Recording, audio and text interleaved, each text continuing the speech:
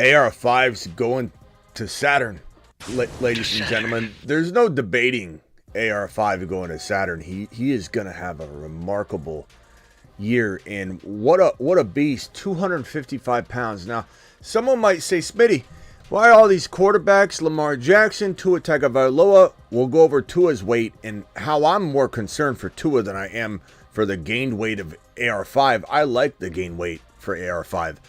This guy is a beast, AR5. 255 pounds and reportedly still runs a 4.43 40-yard dash. He's all muscle. This guy can launch the football as far as anybody downfield. And I truly believe the knock on his passing ability and just to coin him as this running quarterback that could get you 2 running touchdowns, every game, but he's not going to be throwing the football down the field like the other big top 5-6 quarterbacks. People are going to be put to shame at how this kid progresses. Think about this from this perspective. This is really, in a sense, a continuation of his rookie year. This kid hasn't played a long first season. He didn't play a long first season. He's essentially coming in to finish his rookie year. He's going to explode. He's got top 5 to 6 QB value written all over him. Matthew Hines coming in with the $50 hauler to start off the show. I'm going to hit the intro and hit a few things and go straight to Matthew's question. We've got AR5 gaining weight. One of the 5s is gaining weight, 255 pounds. We got Tua Tagovailoa dropping down and looking. Him and Lamar, I don't like it. You can say what you want. No offense to your take, Bob. Bob's going to come in and go, you can't hit Lamar, that he's not going to get hurt, Smitty. I don't like the way this is going for 2 quarterbacks that are often injured. Tua Tagovailoa should have that muscle on him to withstand the hits and the beating that the quarterback's going to take in the pocket. The same thing goes for Lamar Jackson. Both of them look like rails, while AR5's running a 4, maintaining his speed, 4.43 40-yard dash at 255. I don't like, one of these things is not like the other, and it's the skinny versus the massive. And the massive is going to Saturn. The Fantasy Football Show begins now. Live from the FantasyFootballShow.com studios. It's the Fantasy Football Show. Live! Monday through Friday, 8 p.m. Eastern. Smitty is also live whenever news breaks. From the FantasyFootballShow.com news desk, here is your breaking news.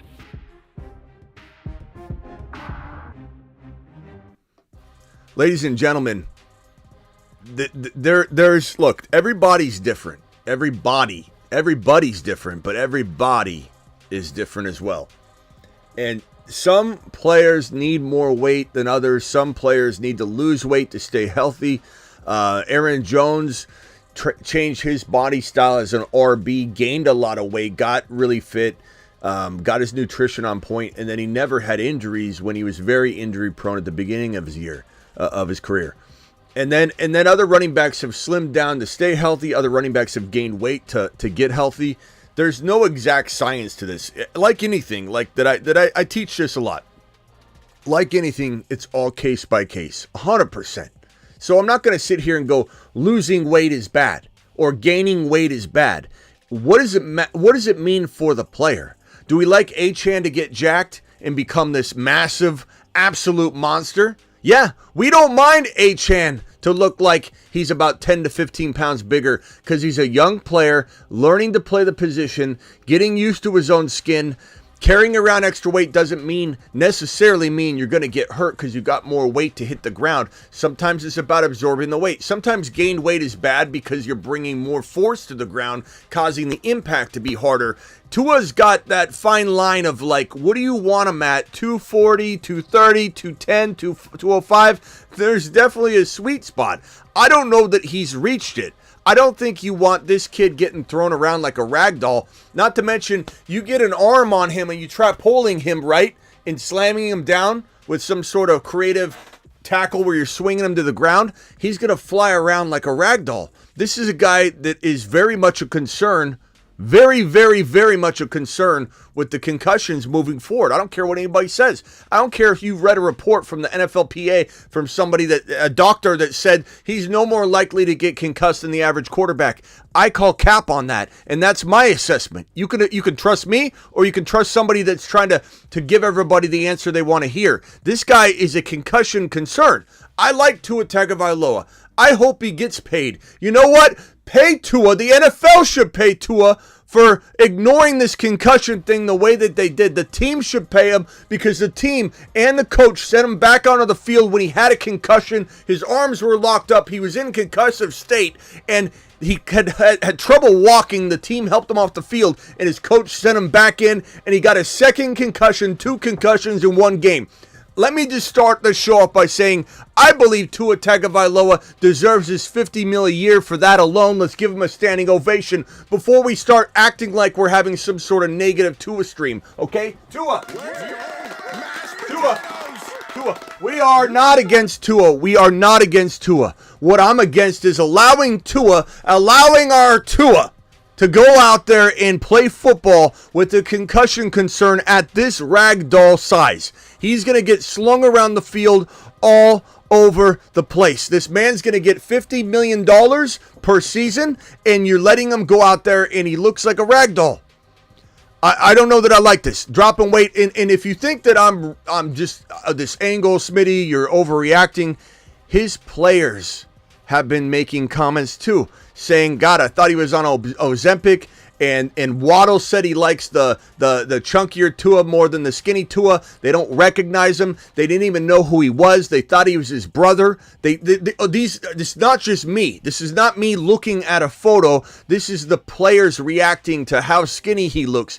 Now, granted, there's some pros and cons to losing this kind of weight and playing at a 215, 220 when you're normally at 235. There's some pros and cons, no doubt about it. But for a guy we're worried about the concussions more than we're worried about some sort of nagging injury or getting hurt, getting brought to the ground with more force. We're worried about him not being able to shed off defenders when people are going to grab him to pull him around and drag him all over the field. Now he's getting flung. Being flung and ripped to the ground and being pulled down with force in a whiplash effect is going to cause this guy more injury risk. That's why I don't want it.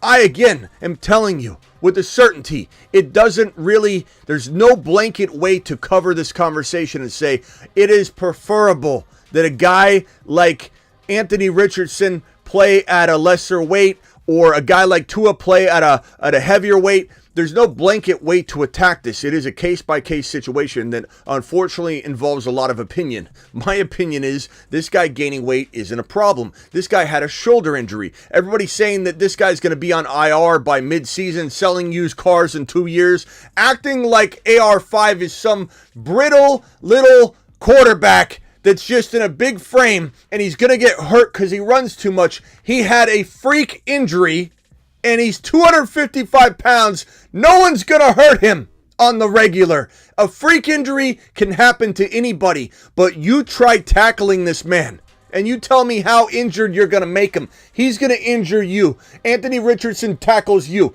You don't tackle Anthony Richardson. This man's scoring 12 to 14 rushing touchdowns this year on his way to Saturn.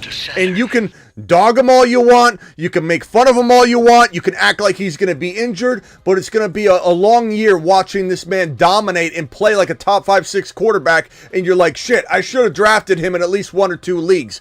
This guy, Jordan Love, looking for a long-term contract. The Packers, I don't want to say screwed the pooch here and pulled the 49ers and waiting and causing this market to increase on them. But they didn't know exactly what they had last year, so they went ahead and took a little gamble not locking him down.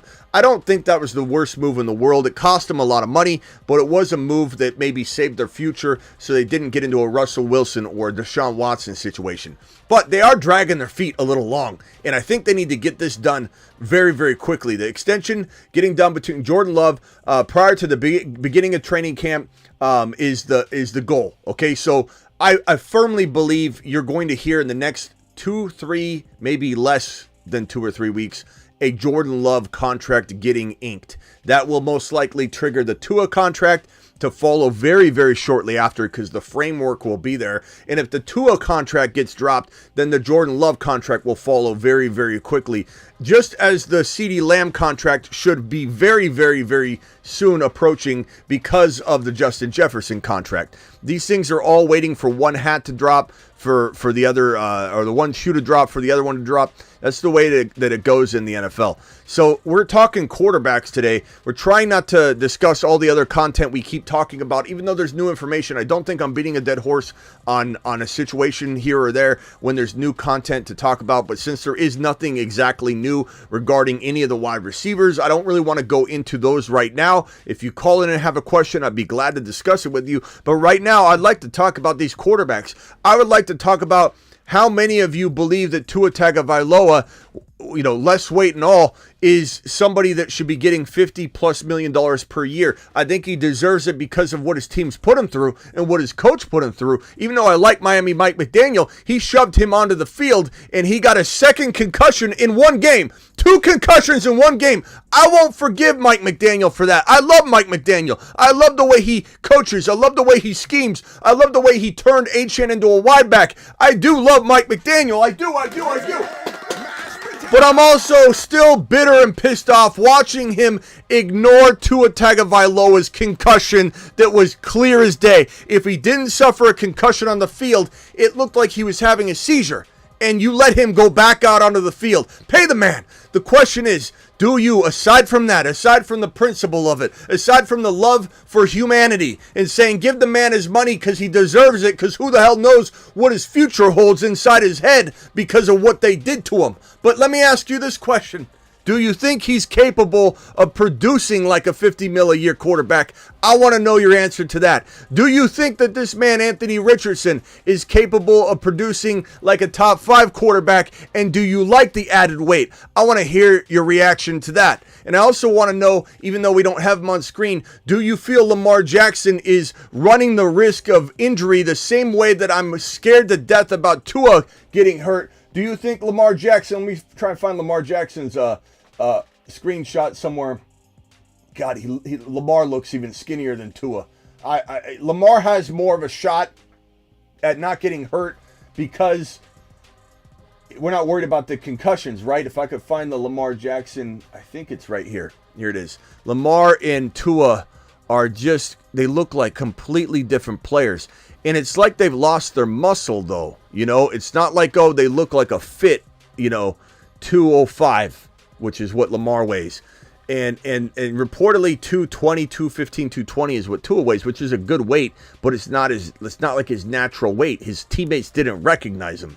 I don't know that I like these for these two individuals. Again, weight loss or weight gain is case by case, but I'm petrified for both of these guys getting injured. And then Jordan Love. Does Jordan Love deserve 50, 52, 53, $50 million per year? And will he get it? And when will he get it? Let's talk about that. Dial into the show. And right now we're going to talk about Matthew Hines' $50 hauler. $50. Give me $50 holler. Let that bottle, brother Smitty. Give me $50. Oh, yeah. I mean, look at this. Matthew Hines dropping a $50 hauler. Just drafted a monster Best Ball Mania team on Underdog, promo code Smitty. Nice plug. From the 9 spot. Landed Josh Allen, JD5. This is a Superflex team, right? Or is this a 1QB? No, Best Ball Mania. Okay, so 1QB. Josh Allen, JD5, 1QB.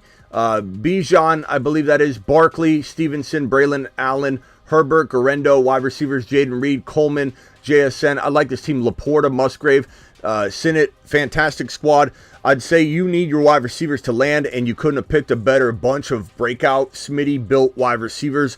Love Jaden Reed, love Keon Coleman, love JSN, love Dotson, love Pearsall, love Javon Baker. Not a huge fan of Palmer, but we don't have to like every single player together in unison. Matthew, love the team, and you get a $50 bold prediction on the board, young man. If you want to drop that soon, I'll throw it right up. Bryson dropping a $5 hauler. Dynasty Superflex team so far is JD5, Cousins, Penix Jr. You got the 2 quarterbacks, bro. That is how you deliver it. That's how you do it. You go, this is my favorite approach right now. I also like Fields a little bit too, but you go with like the JD5 Cousins, Penix Jr. trio as your super flex QB situation. It's a fantastic move. It's safe. It guarantees you 1 QB all year long. Breece Hall, Achane, Kyron, Mostert, Corum. Nice, bro. Nice. I love that you have Corum. How'd you get Corum? Did you trade for him? Garrett Wilson, Metcalf, Dell, Dodson, Corley, McBride. What do I think of it? I think you absolutely smashed your Dynasty startup, bro. Your super flex team looks like you're playing with 8 men, and you got just an absolute arsenal all across the board. You didn't even sacrifice anywhere. I'm going to send your team to the moon, and I'm going to Smitty approve your draft style. That's such a good squad. Tua looks like he's back in college, says Rock Out. Rock Out, thank you for dropping that super chat. Thank you, all 3 of you, for dropping your early super chats. Do I still have Matthew Hines in the building? Matthew, Bryson, I'm sure Bryson's still in here. Bryson, thank you. Matthew, appreciate your $50 hauler. Matthew, I'd like to get a bold prediction from you. Any $50 hauler gets one put on the board, and then the winner gets to co-host the show either on the phone for at least a couple segments, at least a half hour, even 40 minutes. So can't wait to have you potentially be in the running for that. Just drop your bold prediction. Phone lines are open. Dial into the phone line. I want to hear your thoughts on all of these topics at hand. I want to hear your thoughts on AR5 being 255 pounds. Forgive me. I want to hear your thoughts on Jordan Love. I want to hear your thoughts on Lamar and Tua being too slender maybe to stay healthy. Matthew Hines dropping another wad, $5 hauler. He says bold prediction is JSN is dropping wide receiver worthy season and top 15 wide receiver. He gets that on the board for his $50 hauler. $50. Give me $50 hauler. Like that by the brother Smitty. Give me $50. Oh, yeah.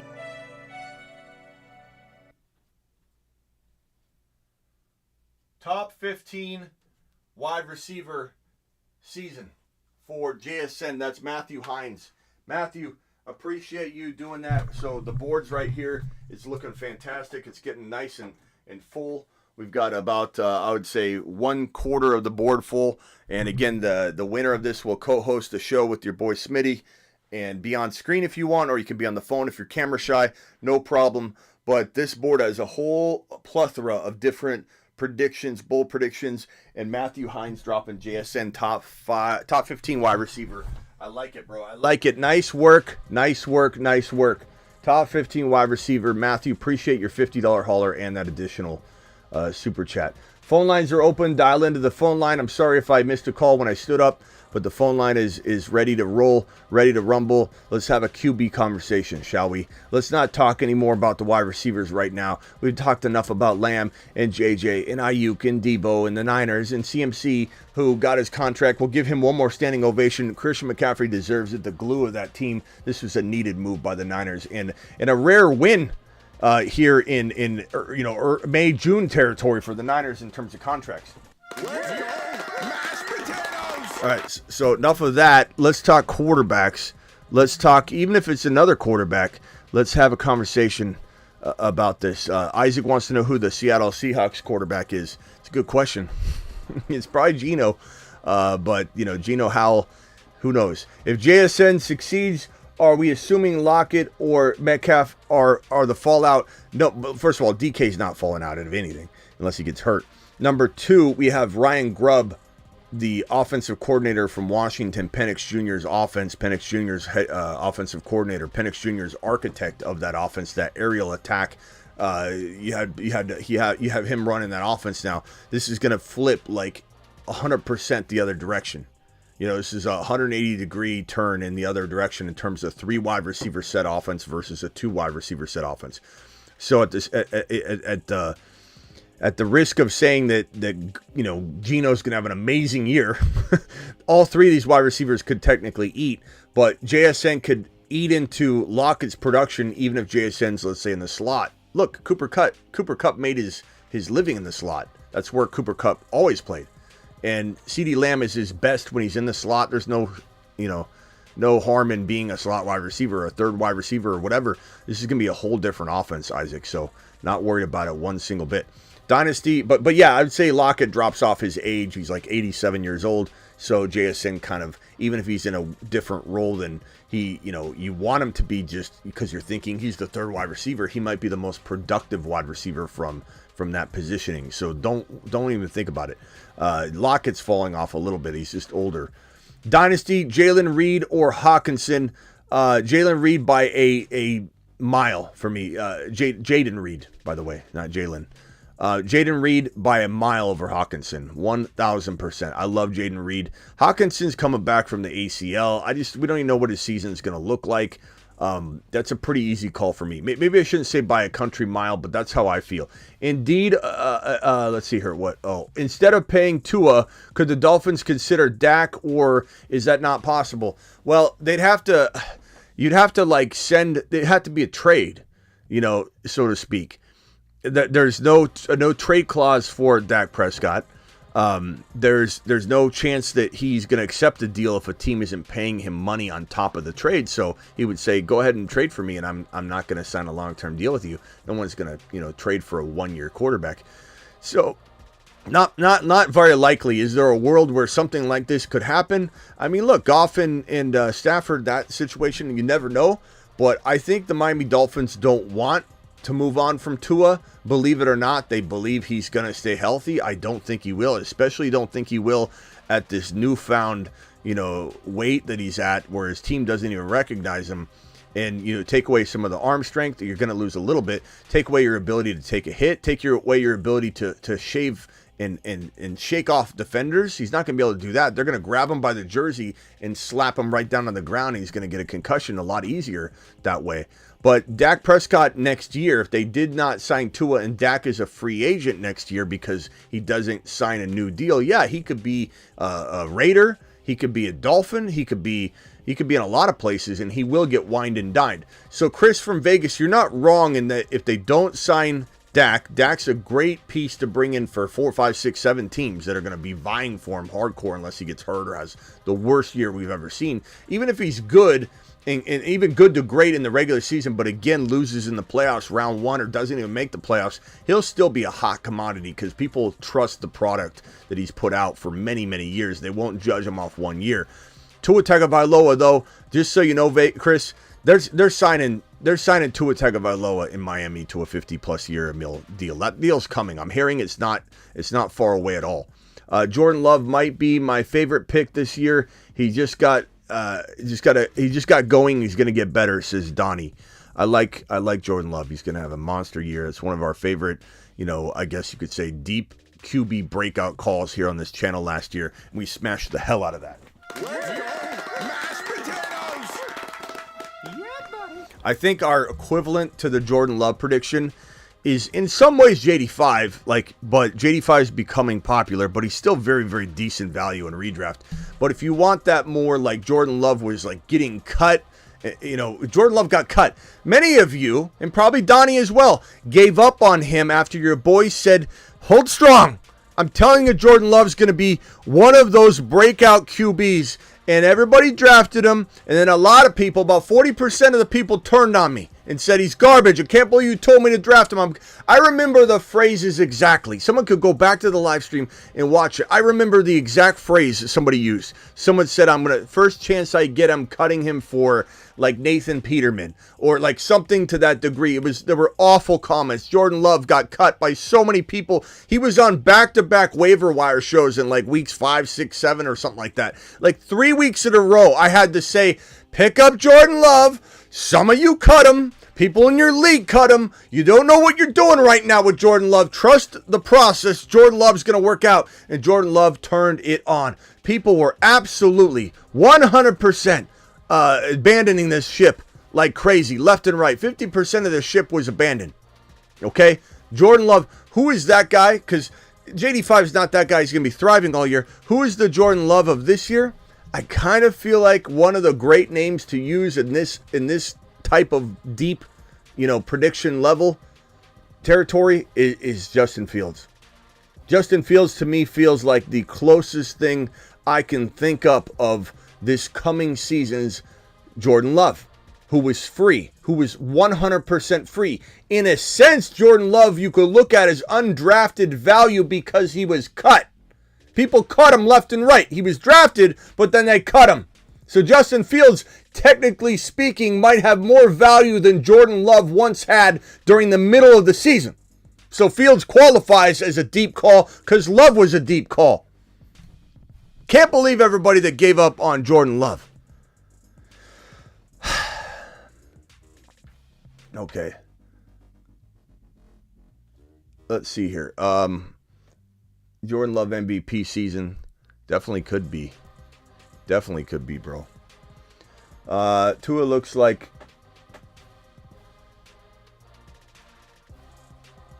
I don't know what you're talking about there. Brock Purdy. What's this guy doing?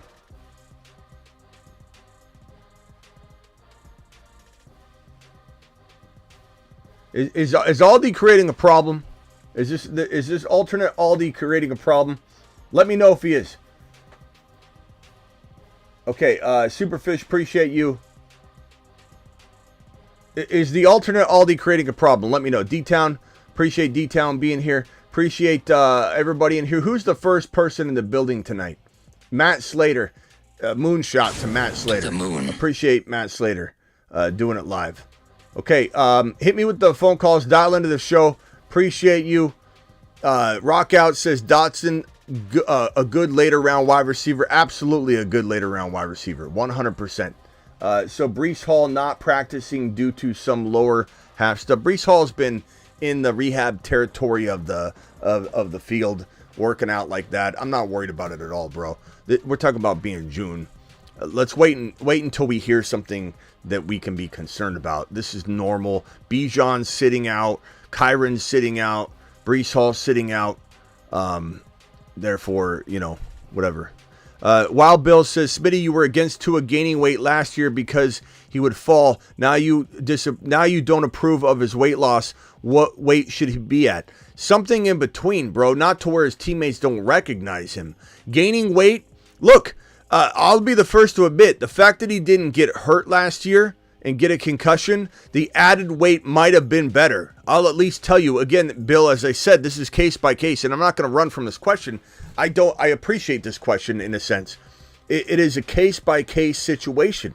And sometimes the player responds better to more weight. Sometimes they respond better to less weight. Sometimes they get hurt. Sometimes they don't get hurt. And there could be a world where I come back and say, you know what, Lamar did play well at 205.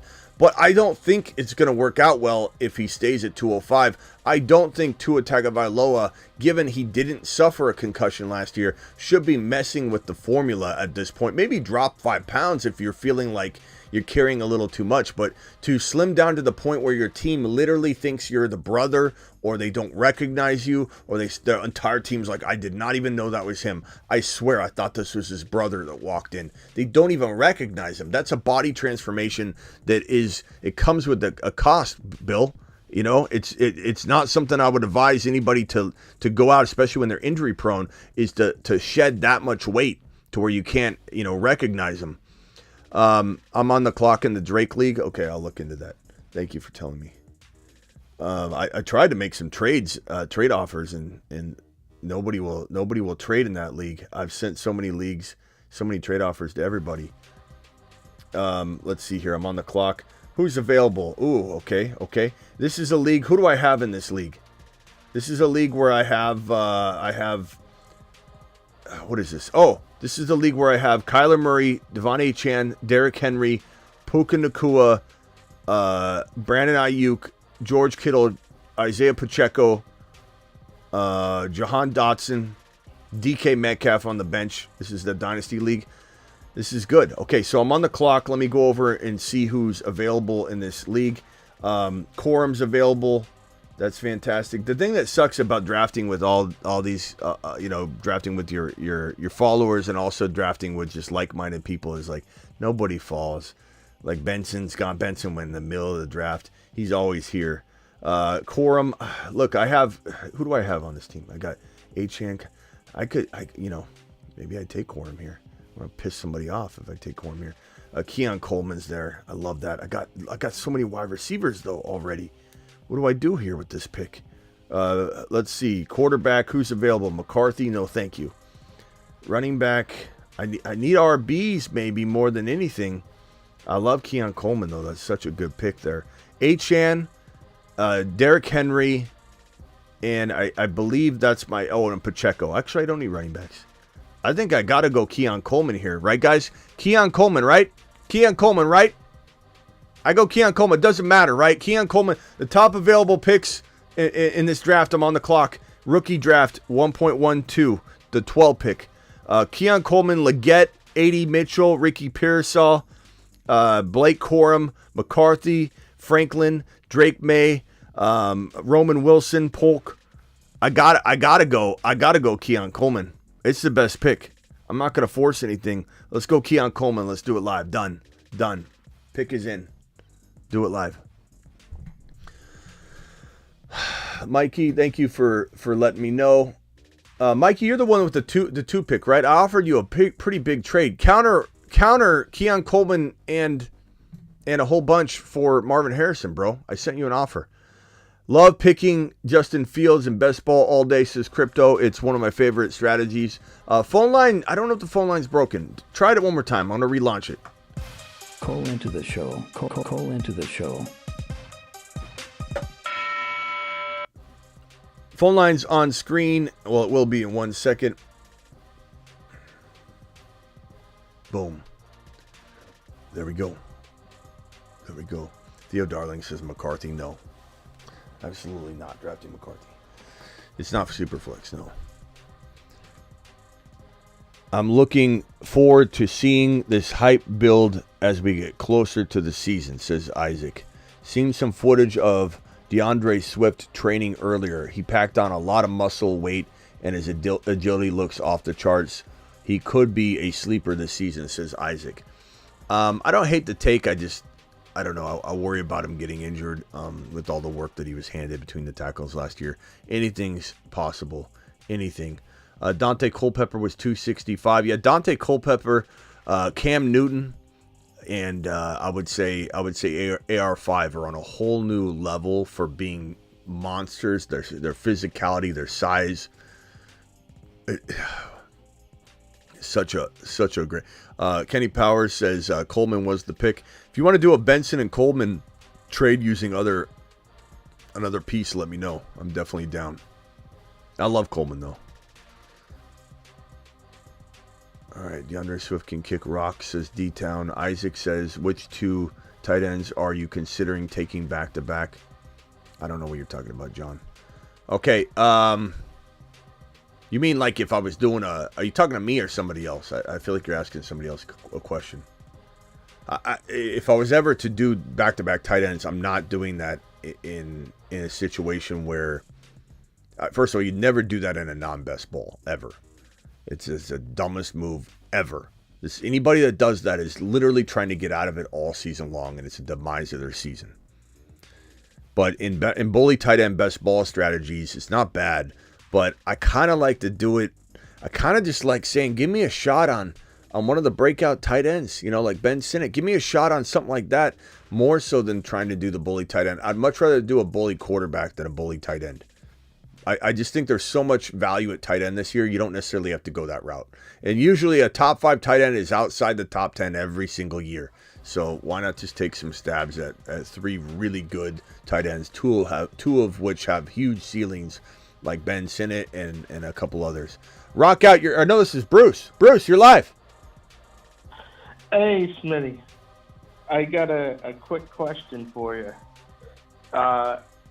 With Hawkinson, he's going to miss a lot of time. He tore his ACL and all that. Yes, sir. The Vikings they just signed N'Keal Harry, but they're going to make him work out for a tight end. Do you think he's even worth a shot at looking at? Yeah.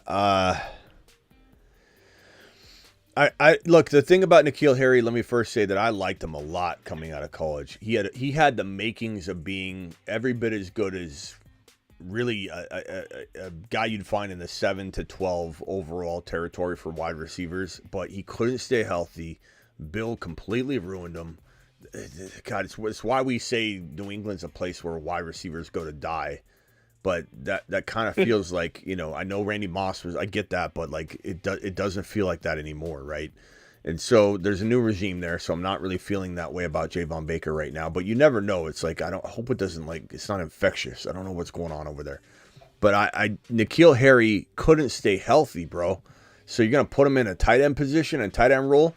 Is that gonna help him stay on the field? I don't know. I hope it works out. Like, it would be interesting, but it's not something I'm going to bank on.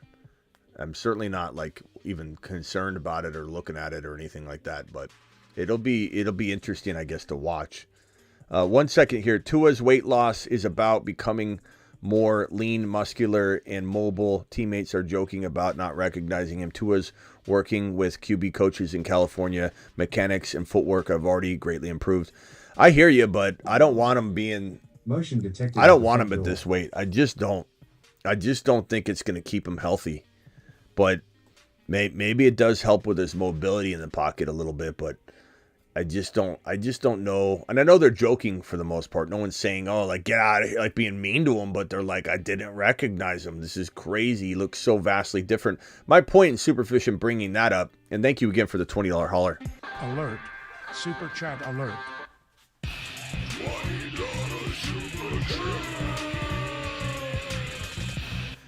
My point in bringing up that was more so to suggest that it's that significant of weight loss.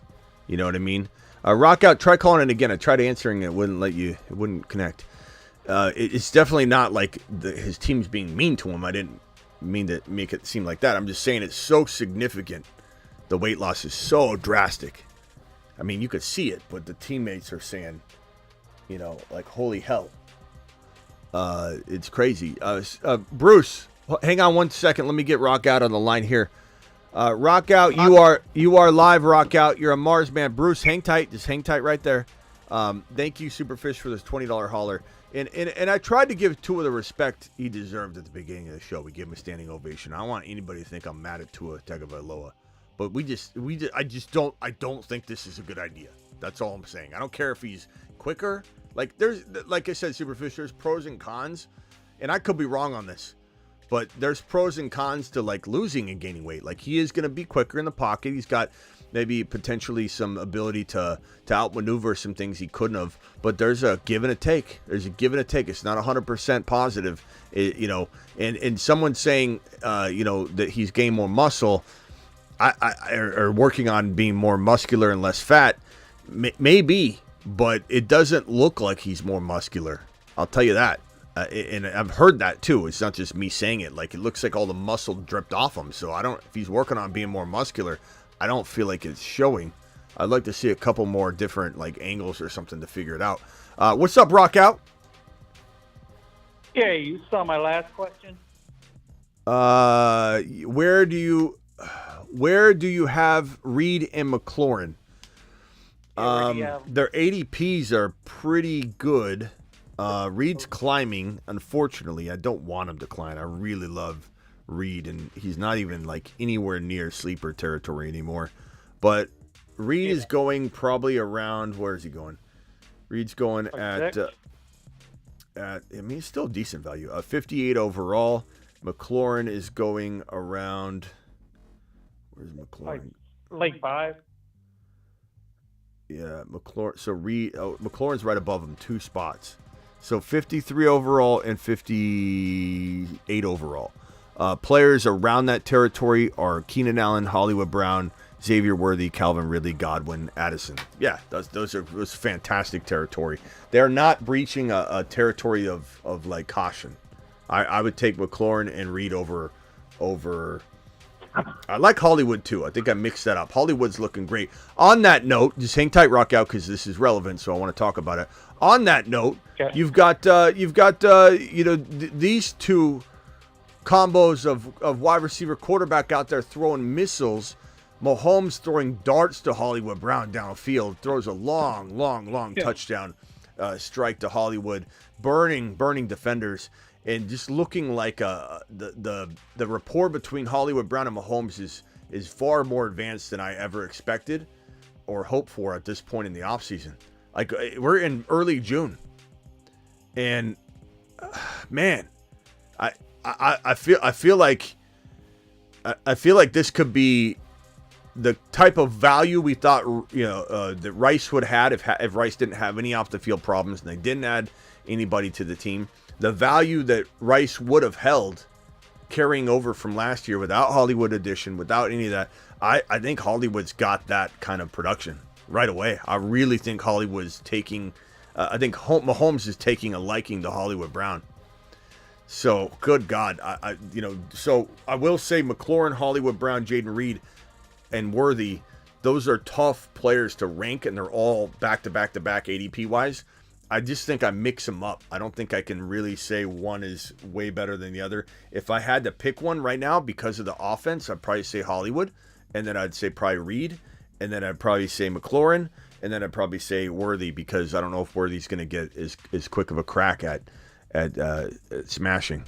So we'll see. And then this other, screenshot here of Aaron Rodgers throwing missiles all day long at practice, and specifically to Garrett Wilson, and some of the verbiage that a lot of reporters and NFL people, personnel were saying is that when Aaron Jones throws the ball to Garrett Wilson, the ball never hits the ground. Like, if Garrett Wilson and Aaron Rodgers are trying to connect, it's like 100% success. It's just constant, amazing snags, crazy ball placement that would be incomplete for a handful of other wide receivers. What we're seeing out of Garrett Wilson right now is what we expected last year, didn't get, and we're so petrified of going all in again because we don't want to get burned. We have PTSD to the situation. But then we also heard that there was nothing but monster shots downfield by Aaron Rodgers, even outside of Garrett Wilson, where he threw at near the end of practice some 55. Someone said it was a 55-yard plus throw in the air, touchdown reception. I forget what receiver grabbed it, but at the end of the practice, this is looking like the Jets are going to be. I don't think we'll recognize the Jets or the Falcons. I think we're so bent out of shape and abused from what we went through last year. This community, there wasn't a community on planet Earth that was more Breece Hall or Garrett Wilson driven. Like, your boy, in a sense, I took it hard last year. I got kicked in the nutsack twice at the beginning of the year with this show content and the predictions here. To have as good of a year as we had, to where, people are like, what a great year, did great, Smitty, you landed a lot. Like, I was actually shocked that we were able to recover to the degree we recovered when we were ripped and raptured from Aaron Rodgers from our kung fu grip. And Garrett Wilson went down the tubes. When Breece Hall went down the tubes because of that, we had a lot riding on that New York Jet offense from a fantasy football and bold prediction perspective. Like, it's crazy to think how good of a year we had, considering what happened to us.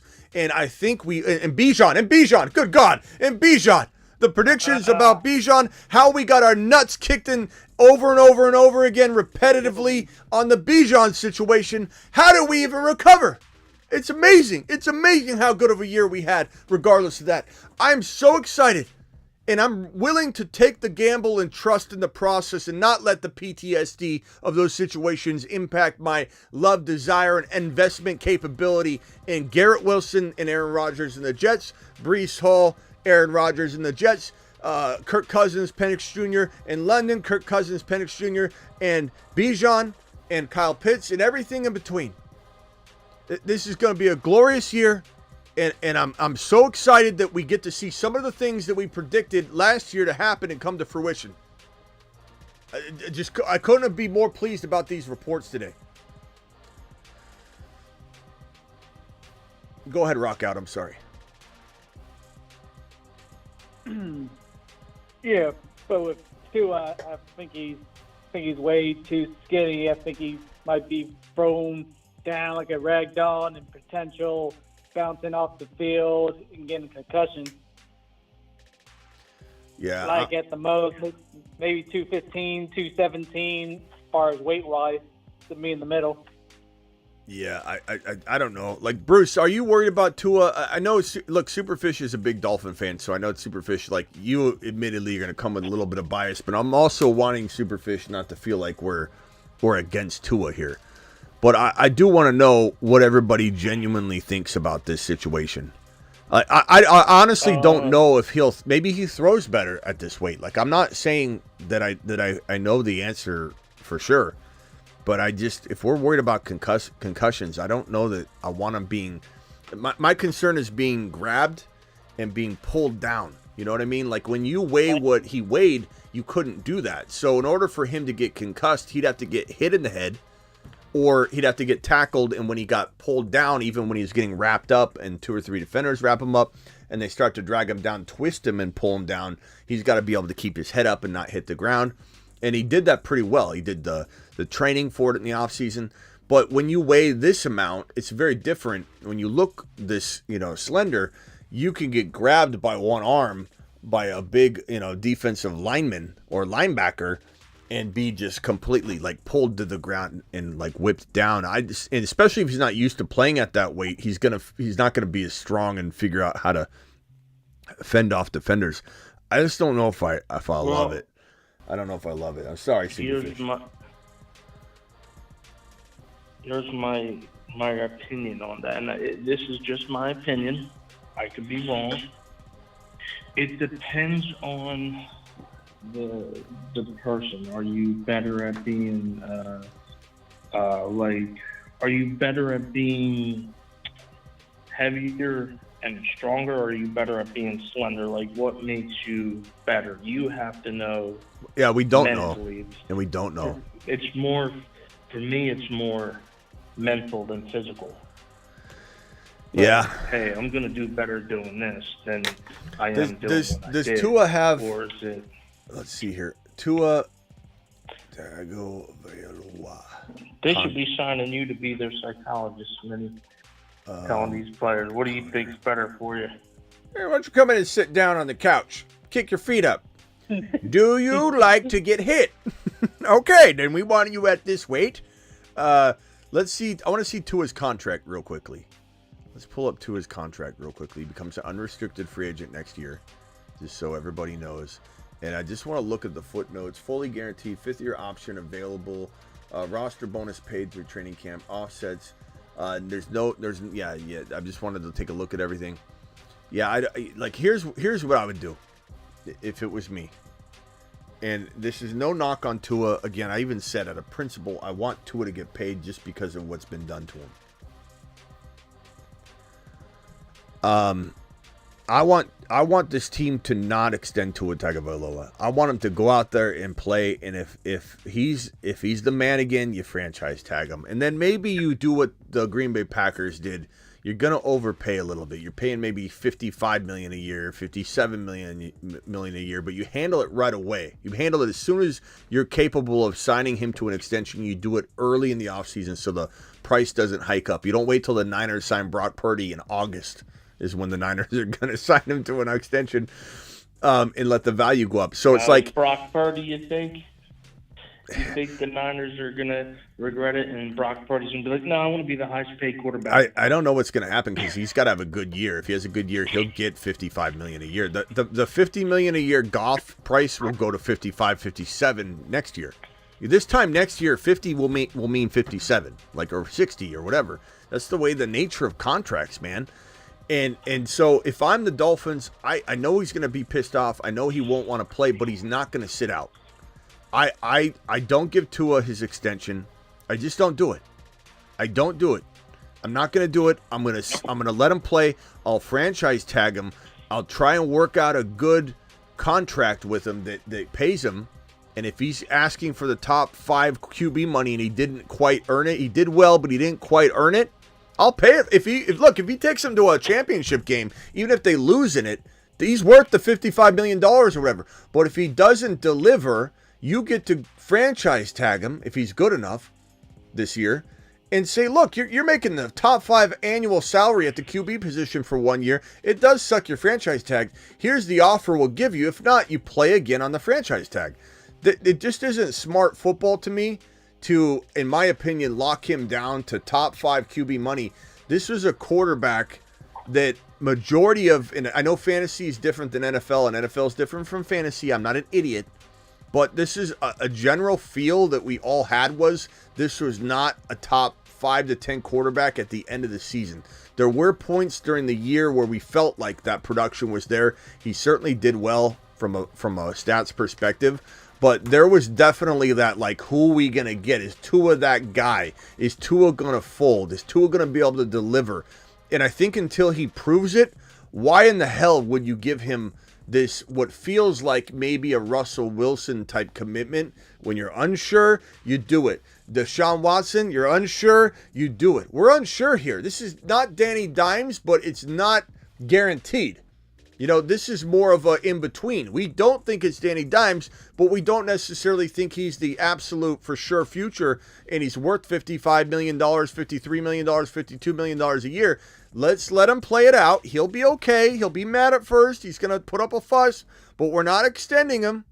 We're going to let him play, franchise tag him, try and give him a deal, and then use him again next year on the tag.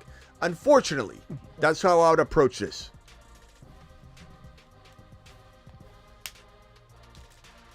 And I don't think that's bad. It's smart. It's smart business. It just is.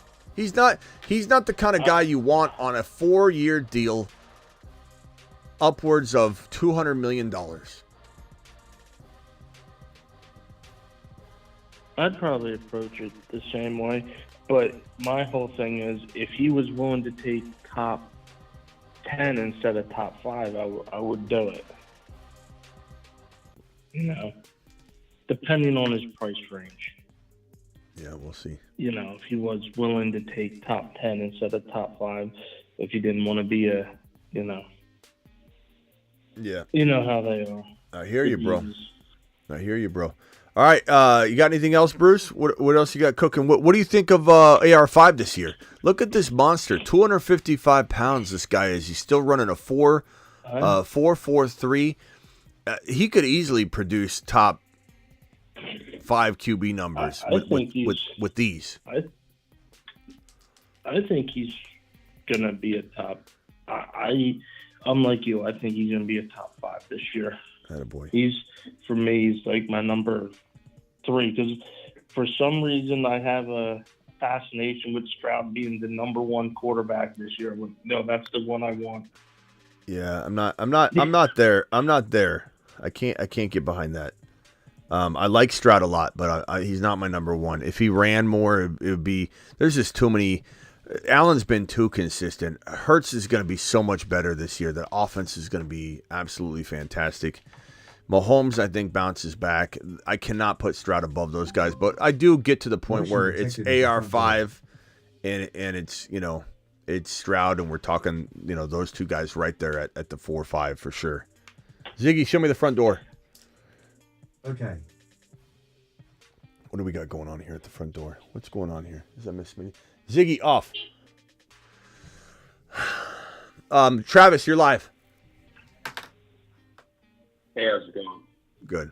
What's up, Travis? What do you hear? What do you say? Is that Bruce? Is that Bruce? Yeah, Bruce. You're a little muffled. You're a little muffled, Travis. We can hear you, but it sounds a little like Ron Navy the other night. Is it any better now? Or not? A little bit. What's up? Let me know if it goes bad again. I'm gonna try to change my earbuds. It's muffled, but it's okay. No, it is. All right. I was just calling in about like with the Tua thing. I agree with you that they need to like move on, not necessarily move on, but let him play it out, because like at some point teams have to stop just going, oh, we have a above average or average quarterback, so we have to pay him more than the last guy got. You know, like the Giants did with Daniel Jones. Just doesn't make sense to me. Yeah, I don't think he's the guy you want to lock down. He's the guy you want to take the gamble on, to say, hey, if we're wrong, we'll be more than happy to pay the piper, and we can franchise tag him in order to keep him in place and still get the deal and overpay him. Like, what are you overpaying him? Like $5 million a year, $3 million a year? That sucks. But it is what it is. Like, that's not the end of the world. But if you overpay him now and he fails like Danny Dimes or or Deshaun Watson or any of those situations, then your whole entire future is locked up and screwed. So if you have any reservations and you have to with Tua, you can't, even if you love Tua, like I know Miami Mike loves him, but even if you love him, you have to have some reservations. You can't just be like he's the guy, you know? Mm-hmm. And well, that's like with the Giants. Literally since before last season, they basically knew, barring a miracle, we're looking at 2 thrown away seasons and then a full rebuild. Right. And then the Browns are going, we have a team that can compete, but we're possibly watching that team fizzle away with average to bad quarterbacks, and then we're going to have to rebuild. So, like you said, when you lock a guy up, if you're not sure about him 100%, close to it, nothing's guaranteed, but before you know it, you're looking at 2 to 3 just completely lost seasons. Yeah, I don't think it's smart. I think it's not wise at all. We'll bring up the Giants. I have a. No, go ahead. No, you go. Bringing up the Giants. All right, bringing up the Giants. What does that do for Malik Neighbors? And do you think he's just like undraftable? Yeah.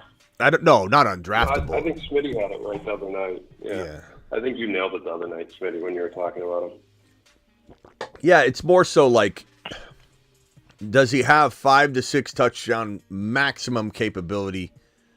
I mean, a small chance of having some crazy touchdown total because, whatever we expect, he could blow it out of the water, but that's a small percentage chance in my mind. I think the yardage could be there. I think the targets will certainly be there, but the inaccurate targets will be there, which means that he's getting his low catch percentage more so than he deserves. And they're not going to live in the red zone. When you don't live in the red zone, how are you going to have touchdown opportunities? You got to make your own. And he will. He'll make 3 or 4 big breakout touchdown runs. He'll figure out a way to get super involved, look really good. But the odds of him not living in the red zone and scoring lots of touchdowns, the odds of him not playing with multiple quarterbacks and trying to build new rapport as a rookie, learning an offense with a bad team that doesn't have good field position, that's a lot of moving parts for a 3rd drafted player value or sometimes a late 2nd round pick. I'm not doing it. There's so many other players in round 3 I love more. So undraftable, I don't think I'd say that, but am I drafting him at his ADP? No. So yeah, undraftable at his ADP maybe, but I wouldn't say the word undraftable because people think, I'm saying take him. And that's the problem. That's his to me, his only route to like a top 10 or even higher, which some people think he could be receiver this year, is touchdowns. Because like you said, the targets are going to be inaccurate. They're not going to be good. He's going to get double covered a ton because he's clearly the best on the team. So unless by some miracle he blows that touchdown thing out of the water and flies past double-digit touchdowns, it's going to be a tall task for him to crack that top 10 or top 8. Yeah, I just can't draft him anywhere as my first, second, obviously my first, but my 2nd or 3rd drafted player. There's just no way. There's no way he can be one of my 3 big dogs. Even maybe like let me put it this way. This is kind of like how I feel about Waddle too. Like I don't hate Waddle, but I cannot draft Waddle as my 2nd drafted player. And to be honest with you, I can't even draft him as my 3rd drafted player, and he's got 2nd round ADP. So guess who's never owning Waddle this year? Just like I said last year when he went in the 2nd round. I'm not owning Waddle unless I drafted my own league where everybody avoids him just because it's us. Then he falls to the 4th round or something, but I'm not taking Waddle in the 3rd round. He's going in the 2nd, and I won't touch him in the 3rd. And Neighbors, they're good players, but there's no way I'm taking that investment. You build a team with Jalen Waddle in the 2nd round, I give you a team that looks like it's missing its 2nd round pick. You draft a Neighbors in round 3, I give you a team that looks like somebody just, took your 3rd pick away from you when you had to draft without it. I got some super chats here real quick. Let me just get through these real quick, guys. Where do you have Reed and McLaurin? Thank you. Dotson, a good late round wide receiver. Thank you, Rock Out, for those two. Superfish dropping that $20 holler. Superfish, appreciate you doing that. Chris from Vegas coming in with a $5 holler. If you were the Dolphins, Smitty, would you put it into his contract to make him wear a Guardian cap? Oh, those things. Counting down to the days till Vegas, brother. Appreciate you, Chris. Can't wait to see all you June 28 and June 29 in Vegas at Circa Hotel and Casino, specifically in the Stadium Swim, that big TV. It looks like 5 drive-in movie theater screens in the pool. I'll be there. I'll be doing my normal Friday show, the evening show here, this one. I'll be doing that from Vegas in a cabana. They're setting me up in a cabana. And then I'll do the evening show somewhere. I'll probably go to a cafe or something like that because they won't be open to set me up with a cabana. And then Saturday, I'll be live streaming the Scott Fish Bowl, which is the purpose of the venture, is to go there and do that for charity and live stream that draft for Scott Fish. And then after, I'm going to watch the Conor McGregor fight in Stadium Swim. So anybody wants to hang out with me, once you get in, I think you're capable of staying in. And I have a very, very short amount of time to put people on a list to get you in probably free on Saturday. But if you wanted to hang out, the Conor McGregor fight would be a great time to do that if you're going to try and block off some time and you can't hang out all day there. Or the Friday show, come hang out during the 8 p.m. show, which will be 5 p.m. Vegas, and hang out there. If you were the Dolphins, Smitty, would you put Tua in one of those helmets? No, I wouldn't. I think you do that, you're telling everybody that you're afraid. Not to mention, I feel like, sorry, my throat is so dry from today. I've been talking like crazy. I feel like ever since those showed up, concussions have been worse, or they've been worse for some people. But no, that is funny. I don't know who would wear one of those. We'll have to see. Does anybody wear one of those? Not in the games. They're allowed to. Chris, yeah, no, I mean, I can't see it happening. Can you imagine going out there? That's like wearing a helmet to high school on your bike. You know what I mean? Like, yeah. Well, and like I was saying to someone in the chat too, it's like in baseball when they try to make you wear like a cage on your batter's helmet. It's like it's just a whole different thing, and plus it's just goofy looking, which is it's a stupid reason not to do it, but it's goofy as hell, and people aren't going to do it for that reason, whether that's right or wrong. Yeah. It's like, it literally feels like, come on, Mom, don't make me wear the helmet into the bike rack like Right. that. I don't want to do it. Brandon Wood with the $5 says 1 QB Dynasty have 1.2, 1.5, 1.9. Do I trade Addison in the 1.2 for 1.1 in a millisecond? Marvin Harrison Jr. is light years ahead of everybody in a rookie-only draft. I would give up, don't tell anybody, but I'd give up way more. I'd give up the 1.2 and the 1.9 and Addison to get Marvin Harrison Jr. And you're telling me you get in the 3.1 as well. Or trade 1.5 and Ridley for Achane and future third rounder. I would do both of them. I'd do both those trades, which you can pull off. Just smash them both. You have Achane and Marvin Harrison Jr. and you just walk straight to the bank. Show them on a napkin your roster, and they'll maybe, I can't guarantee this, but they'll maybe consider giving you an advance on the entry fee. Need a running back 2, Gibbs running back 1, and future third or hold. Okay, say future third. Hold picks, need a running back 2. Yeah, I mean, go get it. First of all, get the Achane pick done. You need a running back 2, get the Achane pick done. Or the Achane trade done, and get Marvin Harrison Jr. And I'd give up like second rounders on top of that to get the Marvin Harrison Jr. deal done. Smash both of those. Run straight to the bank after. Do it live. How many cigars will Joe Burrow smoke this year? I would say a guarantee of 17. He might even want one on his bye week as well, but I would say give him 18. Give him 18. And then one for every playoff win. So maybe a couple more, hopefully. Hopefully a couple more cigars. I don't want to say he's going to smoke 4, but in the playoffs, but maybe he smokes 2. Possible. Who else is on the phone line here? I think they hung up. Sorry. Anybody else wants to call back? I'm sorry I didn't get to you in time. Thank you for my super chats, everybody that's dropped a super chat. You guys are awesome. John says it's better than not having a cracked skull. John, you would be the one that wears. John would walk out. He would walk out of the tunnel. Everybody would be like, "We're not wearing those caps. We're not doing it." And then John would come out and be this big, and he'd be like, "Look, I'm just gonna wear it." Confident as hell. I love it. John doesn't care. John let the mullet hang out the back. He doesn't care. He'd be rocking it. I do have one quick question for you, Smitty. Yeah. Still taking over what John said.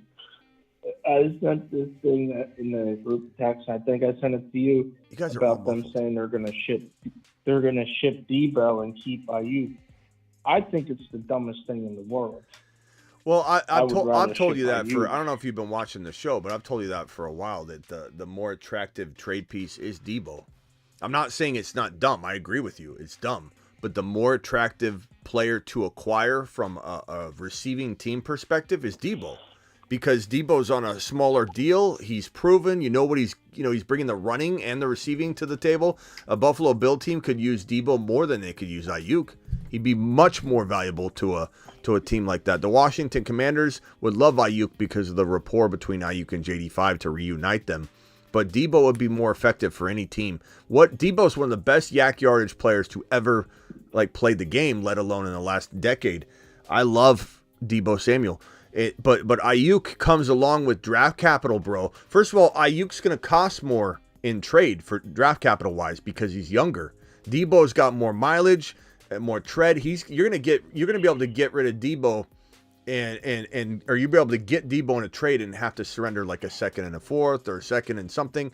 You don't have to give up a first rounder necessarily to trade for Debo Samuel. Ayuk, I think the Niners will want that or they just won't trade him. So I agree with you. It's dumb to move either one, but it was also dumb to not sign Ayuk early on when you could have solved this entire problem. And now you've drafted a wide receiver in round 1 who I love in Ricky Parasol. He's looking magnificent to the point where it's almost reckless not to make a move because you should get him on the field. You invested a first rounder in him. You might want to put him on the field. He looks fantastic. He is fantastic. He's going to be glorious in that offense. He really will be. And now you extend Juwan Jennings, you extend Christian McCaffrey. There's a world where they try and extend Ayuk, but Ayuk doesn't want the money they're probably going to offer him. So they're going to have to trade somebody, I think, or they're going to have kind of a messy wide receiver room that maybe at the end of the day they still hold on to everybody and try and go after a championship. But, Debo Samuel is definitely the easiest to trade. We got a $50 hauler here real quickly. This is from the Patrick. He says, showing love, Steelers are garbage.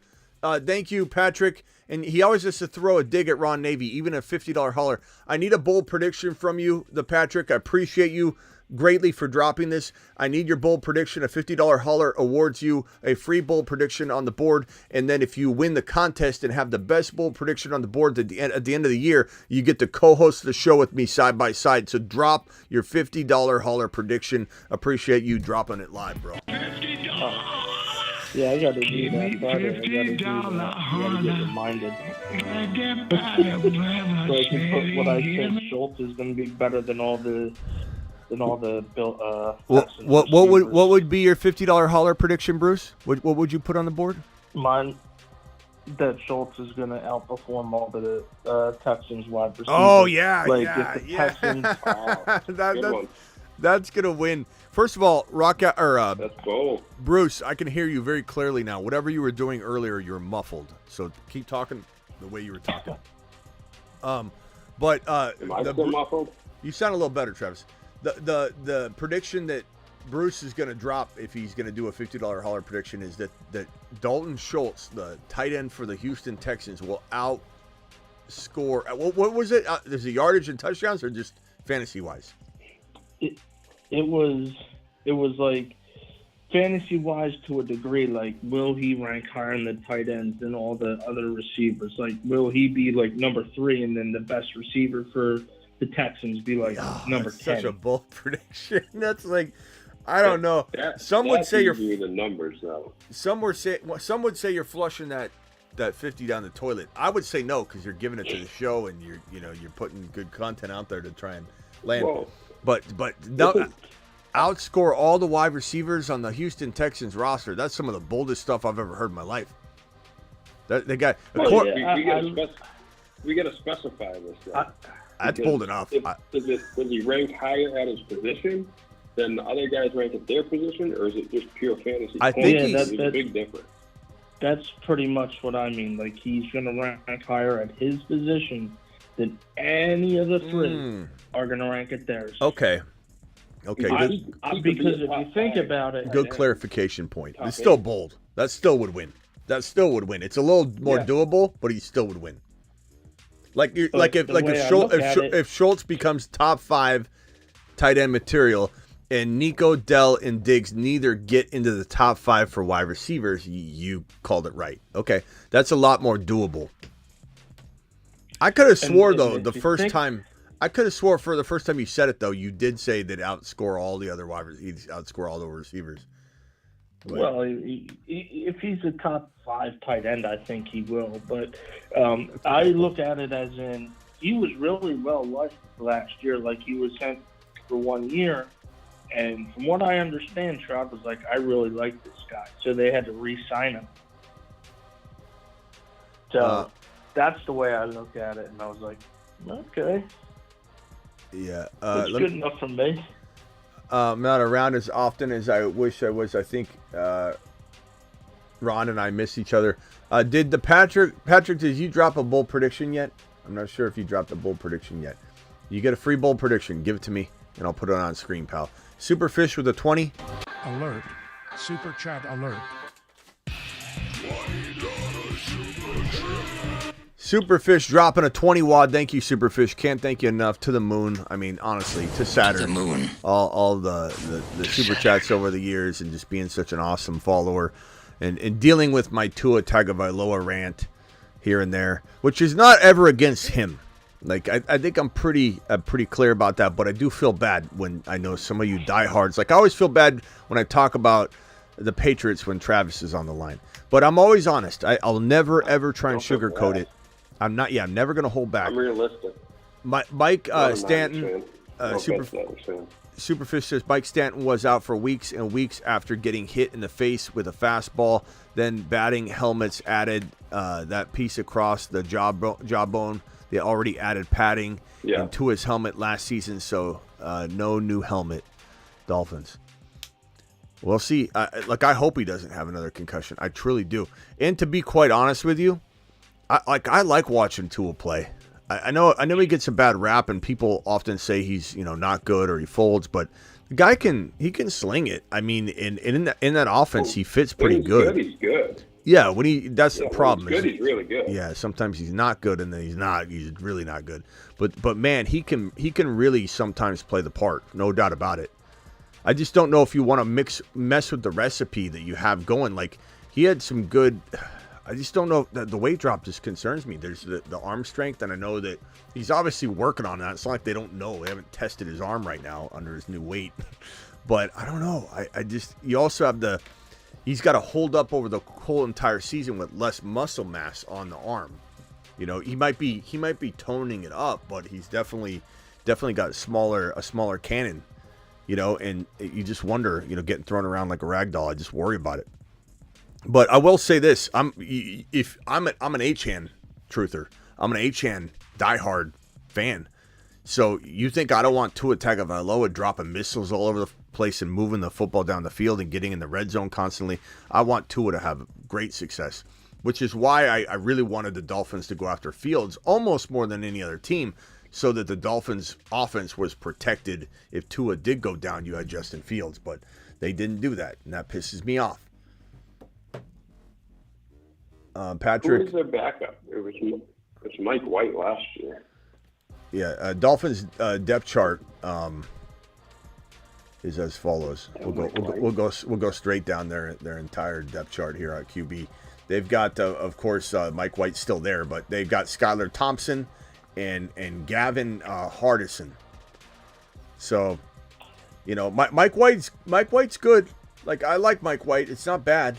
It would be interesting to see him get in there again. The problem is, you know, like any quarterback and really any player, the longer you're out, the harder it is to imagine them jumping in. Like this whole idea of Claypool, like doing something now. Like, oh, Claypool looks pretty good. Look, the ship has sailed. Claypool ain't putting a consistent product on the field going forward. It just doesn't happen with that amount of time passing. And so, like, I'm not saying Mike White's there, but he's like at the verge, you know. So, like, if he gets in there, we'll see. I do like Mike White, though. Yeah. I do like Mike White. But he's still there. Yeah, you gotta run Smitty, but remind me on Friday on that I gotta get my bold prediction in. Okay, we'll do. Hey, remind me on Friday. Hey, Bruce, we love you, pal. We appreciate you. We need you to call in more. Okay. All right, later. Later, Bruce. Later. Rock out. You got anything else? You've been quiet. Yeah. Who you think is more likely to take out the Chiefs? Bengals, Jets, or Bills? Who do I think is more likely to take out the Chiefs? The Bengals, the Jets, or the Bills? Actually, let's go to last year's bracket. Bengals, Jets, or the Bills? Actually, let's just go to the divisions.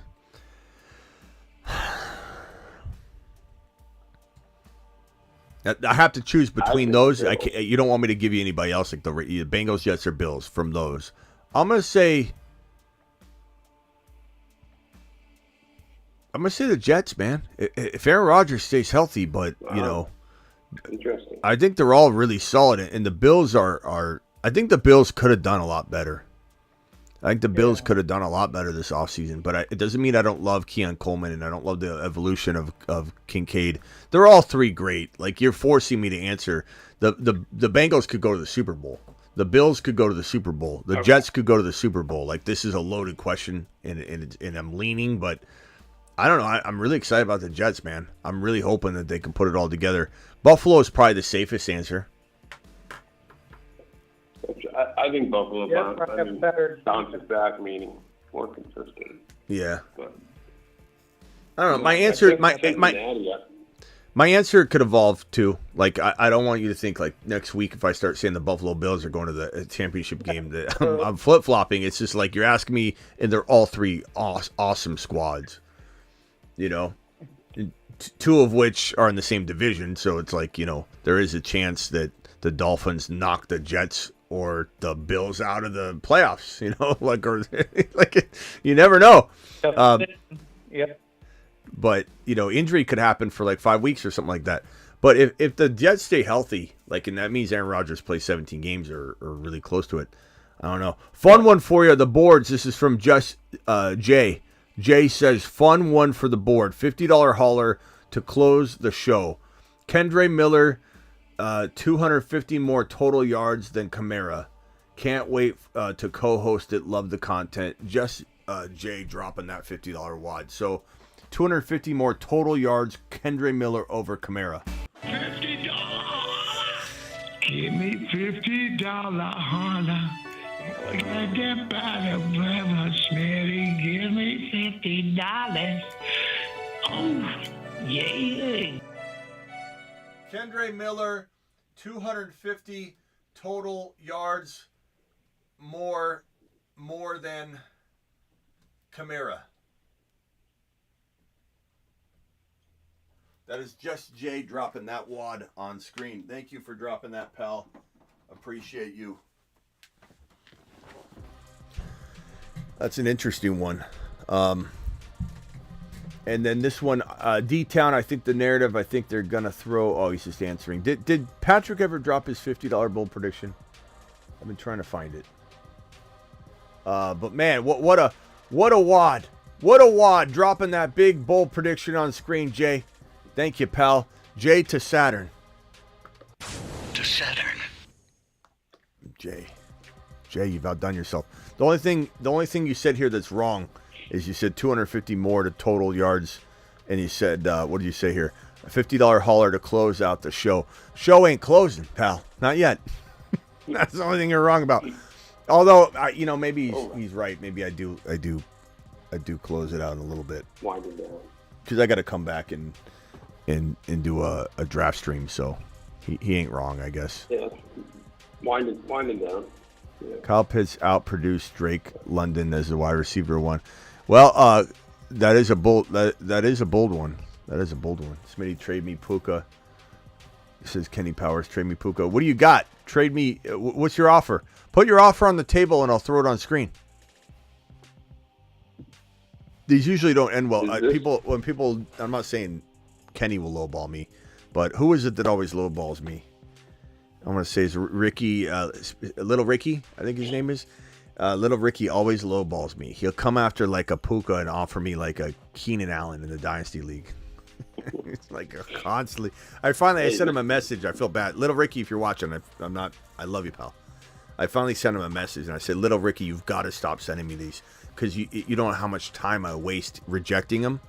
And I'd rather just leave them up. And I told him, I'm going to stop rejecting them just because I'm spending hours of every 6 months, about an hour of rejecting. That's about how much time I'm losing in my life rejecting these horrible offers. And so I just need you to stop. And he stopped sending them for a while. He didn't really take it well, I think. And all of a sudden they popped up again. Never know when you might fall asleep on the accept button. Is Little Ricky in here? Maybe he's maybe Little Ricky is Space Ricky. I'm just kidding. I was just going to say, it's Space Ricky. It's not you, is it, Space Ricky? Space Ricky would send me those bad offers. Did maybe it Patrick, is. You're looking for his bold. You're looking for the Patrick's bold take. I think he put 6 predictions, but I don't think that necessarily. I don't know if that one of those is. Yeah, Patrick, give me one prediction, and we'll put it on the board. I mean, it can have a different facets to it. I'm Big Ricky. He predicted the whole league for you. Where's Little Ricky? Is Little Ricky in here? How'd the tub thing go? Oh yeah, good. Got it. I don't know if you guys have ever tried to renovate your bathroom, but good Lord, I had multiple quotes come in. People are wanting me to sign over my firstborn child, and just it's so expensive. And so finally got somebody to come in, and it's pretty decent price. It's still way more than I want, but we have a tub that's falling apart and it's cracking all over, and we have to get it replaced, swapped out. So thank you for asking me, Superfish. More than I wanted, but definitely a way better quote than the others. Yeah, we're lucky. My father does all that stuff, so we never had to deal with that. That's great. That's great. We have such a problem with it. We got to take out this cast iron tub that came with the house when it was built so many years ago. Oh yeah. And then there's it's just a mess. Weigh about 10,000 pounds. Yeah. Yeah. So that kind of stuff takes a lot. Let's see here. Find somebody who wants it for scrap. Yeah, maybe. I'm loving the Steelers. Isaac's loving the Steelers. Hate. Hall plus Sutton or Connor for Puka. Let's see. Hold on. Oh, here. This is Kenny's offer to me. Let's see here. Hall plus Sutton or Cooper for Puka and Pacheco. Yeah, I couldn't do that. I'd like to have Hall and something, but I don't like Sutton. And, Amari Cooper. I mean, Amari Cooper and Hall for Puka and Pacheco is not a bad offer. Not horrible, but I don't know how I feel about Cooper. That's Hall. I didn't hear Hall. Excellent. You what? I didn't hear you say Breece Hall was in the deal. Yeah, Breece Hall and Sutton or Amari Cooper for Puka and Pacheco. Yeah, I think the Cooper and Hall. I think that's fair. I don't know. Yeah. I don't know if you personally want to do it. Yeah, it's fair. It's fair enough. I mean, it's good. It's a good offer. If there was another receiver I really liked. Problem is the guys I like, everyone is not going to give up. I can't draft Trey Benson in any of our leagues. I can't trade for Trey Benson in any of our leagues. Superfish, appreciate you with the super chat. Matt O says he doesn't What did Meadow say? I don't like it, but it is fair. That's kind of the way I feel about it. It's a very fair offer. But I just don't like Amari Cooper. Not for the long term. What other wide receivers you got? Send another one out there. Toss another one out, and we'll evaluate it live. Calvin Krim, appreciate you being here. I don't like the Steelers this year because I don't think they're going to utilize Fields. We'll see. Calvin, I think it's going to force their hand, I think. Yeah, Fields is going to be too good to pass over, bro. It's just going to be like he's going to take it. Fields ain't taking a no for an answer. Fields is going to say hold my beer. A couple of weeks ago he stopped doing the footwork thing that the Bears were trying to get him to do and just went back to his old way of throwing. And the Steelers told him, do what's comfortable. So be interesting if they just let him be himself a little bit. Obviously he'll work on some things, but I like that when a team tries to let a guy do his thing as much as they can. Yeah. Since my boy Isaac hates the Steelers, my prediction will be add-on. Worst record in the AFC North, and this will be Mike Tomlin's last year as a Steelers coach, 6-9. He means 6-11. So Steelers, Tomlin's last year, worst record in the division. Okay, let me put it on the board. $50. Give me $50, holla. I get by the brother Smitty. Give me $50.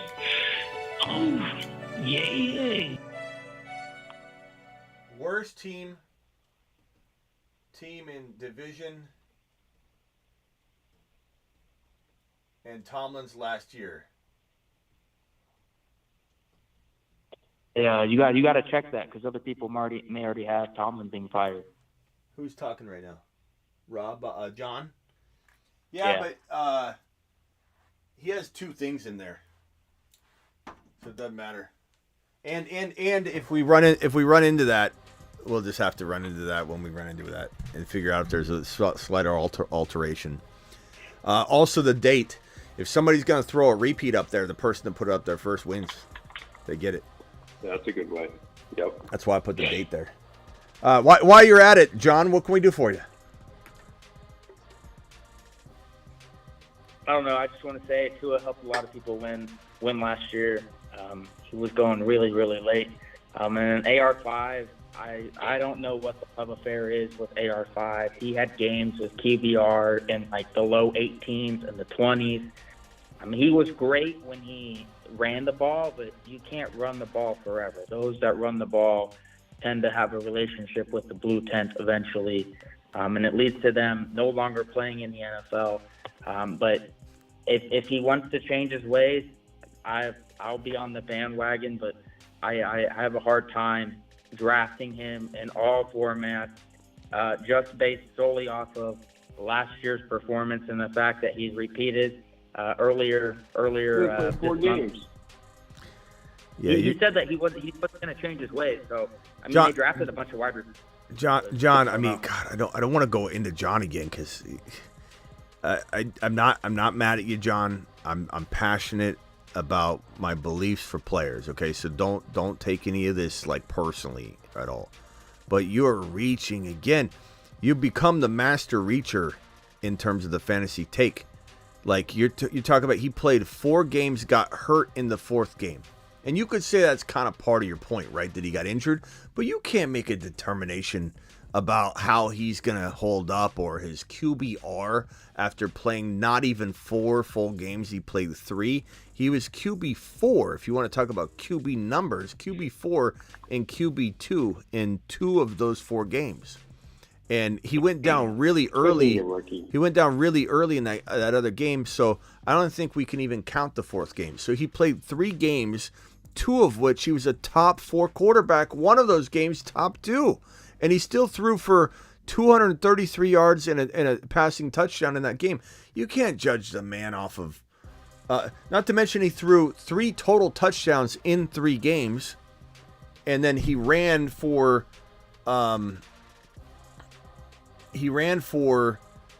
4 touchdowns in those 3 games.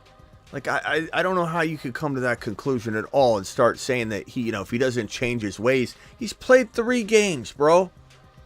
And not to mention, like, that shoulder injury, that could have happened to anybody. It wasn't like the way he plays is 100% opening him up to injury. He's like Cam Newton. Like, he's a big boy. People aren't going to hit him. He's going to hit them. I don't think this take is it again.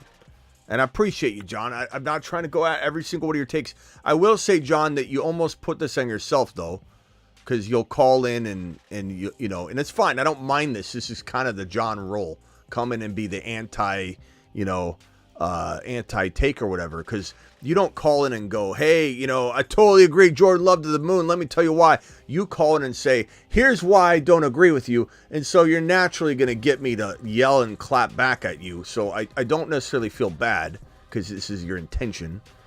But this is not it, John. This is not it. This is an awful take. That the QBR for a guy that played 3 games and didn't even really play the 4th game is the reason you're not taking him. And you don't understand the hype when he was QB4, QB2, and QB19 in the first 3 games and looked like a top 5 absolute steal. Top 5 quarterback. He's a top 5 quarterback. He threw well. Yeah, he threw really well. Not to mention, Johnny, really well. He can throw as good as anybody in the NFL. I just think that he looked to run. He looked to run too much, and 3 games. I don't know. I like it's gonna be all or nothing with him. Well, it's a take. It's definitely a prediction. You're allowed to have those. You're allowed to have your opinion. But you do a lot of closing your eyes and throwing a dart in terms of the prediction. Like that is. There's no evidence there. Like, I will say, you could say, John, if you wanted to come in and say, hey, you're wrong about AR5, or I think you're going to be wrong about AR5. Oh, why is that, John? You could say, he only has 3 games of track record. We don't know what he is. Like, that's one way to approach it, but to literally talk about his performance, which is unbelievable, his QBR, to say he doesn't throw the ball well, to like getting out of hand and calling him a top 5 QB, top 5, 6 QB when he only played 3 games. I could understand that hype, that argument that we're overhyping him, whatever. But to suggest that his play that was remarkable is the reason, I don't like it. I disapprove the take. Doesn't mean I disapprove you, John. Can I stay on the line? Yeah, you can stay on the line. You got another negative take toward one of my players? I mean, not really. Just AR5. AR5. Okay, you stew on it. Think of another. Can I ask John? Think another negative. Go ahead. He took the wind out of the sails, it was kind of a breath of fresh air once Minshew came in, and you no longer were like standing on the tip of your toes, just waiting for something to happen. Breath of fresh air to not have. Let's count the touchdowns. 1 passing touchdown, or sorry, 3 passing touchdowns. 3, 4, 5, 6, 7 touchdowns in 3 games. His first 3 games, he scored 7 touchdowns, John. He rushed for 56 yards, 35 yards, and 40 yards, John. And it was a nice breath of fresh air when he exited the lineup. Come on, bro. Come on, John. And here's another thing, too, is, people talk about, Minshew came in and did pretty well, or breath of fresh air, like John said. Think about what Shane Steichen did for Minshew last year. Now imagine what Steichen can do for AR5, and go back and look at Steichen's track record. So if you want him to be with anyone, coaching and passing, Steichen is the guy. He's going to get the most out of him. Breath of fresh. John, Shane Steichen is the best player, best coach for this job. Like, he's going to mold and sculpt AR5 into Jalen Hurts. Did it with Hurts. Like what he did with Jalen Hurts, he's gonna do the exact same thing with AR5. AR5 is you're gonna regret your stance, and your stance is rooted in some other. Look, John, I have a psych degree. Okay, I'm not playing around here. I know that your desire for what you're saying to come true is rooted in something else. Like, you had him and he got hurt and you're mad. Like there's something else going on. He was your roommate in college and he dated your girl, or something like something happened. There's no way this is actually your take. This is what you've developed. It's kind of like when someone has to deal with stress or a trauma. They make up a story in their head about something that doesn't exist to help cope with the trauma. There's got to be a trauma tied to AR5, whether, like I said, he took your girl to college or something. I don't know how old you are. Or you drafted him and he got hurt. There has to be a trauma tied to this. I had him, and it was devastating. Yes. Multiple leagues, and it was absolutely devastating. Okay, multiple. There we go. Look, you can't fool me. I got a psych degree for a reason, for this very moment, for these kinds of things. You know? And I know there's trauma here. We can work through it. But to blame him, to have AKA daddy issues, QB issues, because he went to go get ice and he never came back, you can't let it ruin the rest of your life or your 2024 campaign, pal. Like, I get you're mad. I've got Aaron Rodgers issues. I've got Bijan Robinson issues, but we have to let those go and become better people because of it. We can't hold on to those disappointments and let them cloud our judgment. Because I'm telling you, John, your rationale didn't make sense. It wasn't even on the mark at all. It was in a whole different universe. So QBR. Talk about QBR. He scored 7 touchdowns in 3 games. He scored 7 touchdowns in 3 games, John. He did his job. He just got hurt. He was going to win leagues for you, John. If he would have stayed healthy, and it was one injury. It's not a years and years of him failing you and getting hurt over and over and over. He had one injury. He made one mistake that wasn't even really a mistake. And you're ignoring the fact that if he had not gotten hurt, John, he'd be your favorite player. You'd be drafting him over and over and over again. You know what I'm saying? And so what you got to do is just make sure, I don't know what you had last year, but make sure that you protect against that. Get this year's Jordan Love. Draft someone who you feel that, is going to be a good quarterback that you can get at a value.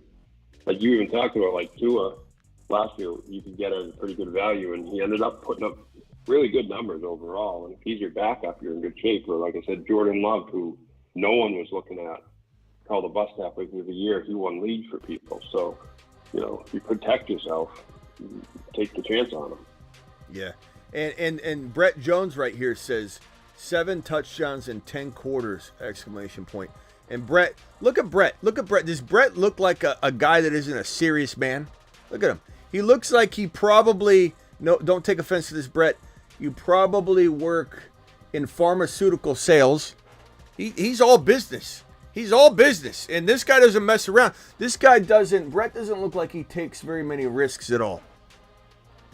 And if he's willing to bank on him, 7 TDs in 10 quarters, so should you. Maybe John, just take the leap in one league, baby steps toward repairing your relationship with AR5. What? Actually, you know what? I don't know if I want John to own AR5 because I don't want to have to rehash this if he gets hurt, and then I have John. The reason why he gets hurt, so that we have to have this conversation. John, he's garbage. Stay away from my AR5. You hear me? Like that, dude. I mean, it is a risk. He went to the tent like every other play. I don't want anything to do with that. I'll take Jonathan Taylor all day. I'll take Pittman because I don't know anything about the other 2 people. Wait. Why would you take Jonathan Taylor, though? He's been hurt, too. Oh, man. Well, Jonathan Taylor, he put up pretty good numbers in the past. I mean, it's not like they're not going to feed him the ball. A part of me has to believe that they're not going to let AR5 just go full-on battering ram into other players. They're probably going to have specifically designed for Jonathan Taylor. Yeah, I think it's really all is just that he got hurt by him. It's not. There's no real argument here. I get it. Which is fine. And Brett says he worked in startups for 10 years, not medical. I was just kidding, Brett. I was just trying to make fun that you look like a serious man with a serious statement, and I appreciated the statement. 7 TDs in 10 quarters. He doesn't mess around. He does look like maybe he dabbles in some crypto too. Appreciate you, Brett Jones, for doing it. And if you want more like stats, if you even go back and look at him in college, I think he played at Florida.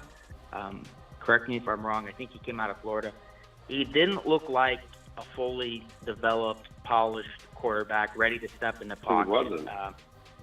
Yeah, I don't know that I'd use that example. Like, think about Jalen Hurts and where he was. Think about what Steichen did for him. Think about where Josh Allen was and how bad of a passer he was, and look at Dable, what Dable did for him. So I think what you got to take into account when you're dealing with a project player is, do they have the support to overcome all of that and become someone that they probably wouldn't have. If you put AR5, let's say in Carolina, no offense, put on your earmuffs, Chris from Vegas. If you put AR5 in Carolina last year, and you could, transport his rookie year, boom, put him there, AR5 would have probably failed miserably. And it's that's why, and that's, in a way, Chris from Vegas, you can actually take your earmuffs off. In a way, it's good to say that, like, we probably shouldn't judge what Bryce Young did last year because he didn't have the supporting cast.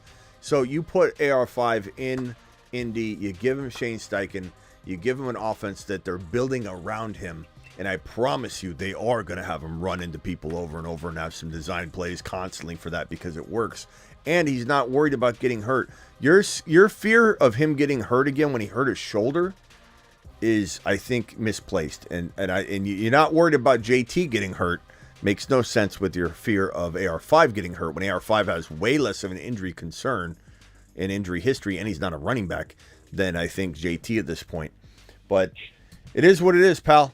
Don't believe in him. Believe in him. I'm not here to twist your arm. I think AR5 is going to the moon. I think AR5 scoring 7 touchdowns in 10 quarters, as our boy Brett said, is evidence enough that he's on his way. And you add Shane Steichen to the mix, it's a formula for success that I don't think many can argue logically. And I'm going to deem that your argument isn't logical, but it doesn't mean that I don't think you're a good guy. So I appreciate you, John. All right, John, hang tight. We're going to come back to you and see if you have another negative take that you can throw at me. But I'm going to wrap up here, actually. Yeah, I'm going to wrap up here. Let me get these Super Chats off the board, and then I'll go to John to close out. Then I'll go to Rock Out to close out, then Travis to close out. So, John, think of something else real quick for your final argument for anything. Enough of AR5, though. He's going to the moon. What number to the phone line again? Right above your message. So, appreciate you, Justin, for the Super Chat, my guy. Let's see if this is Justin calling in right here. You're live on the Fantasy Football Show. Is this Justin? Yes, this is Justin. Justin, where are you calling from, bro? I am calling from Kansas City. Kansas City. All right, Justin, what can I do for you? And then I'm going to from Isaac. Virginia, but I'm sorry, let what? me tell you, I'm from Virginia, though. But let me tell you, you changed the way I drafted quarterbacks this season. Because prior to the draft, I was filling up on Caleb Williams because I saw all the mock drafts kept on mocking them to get Roma Dunze. So I'm like, let me just grab him and let me just grab like a bunch of like the middling guys. I like to try to get a lot of the middling guys. But you kept on saying Patrick Mahomes is the best steal of the draft. And I kind of knew that like Josh Allen shouldn't be number one and Lamar shouldn't be over him.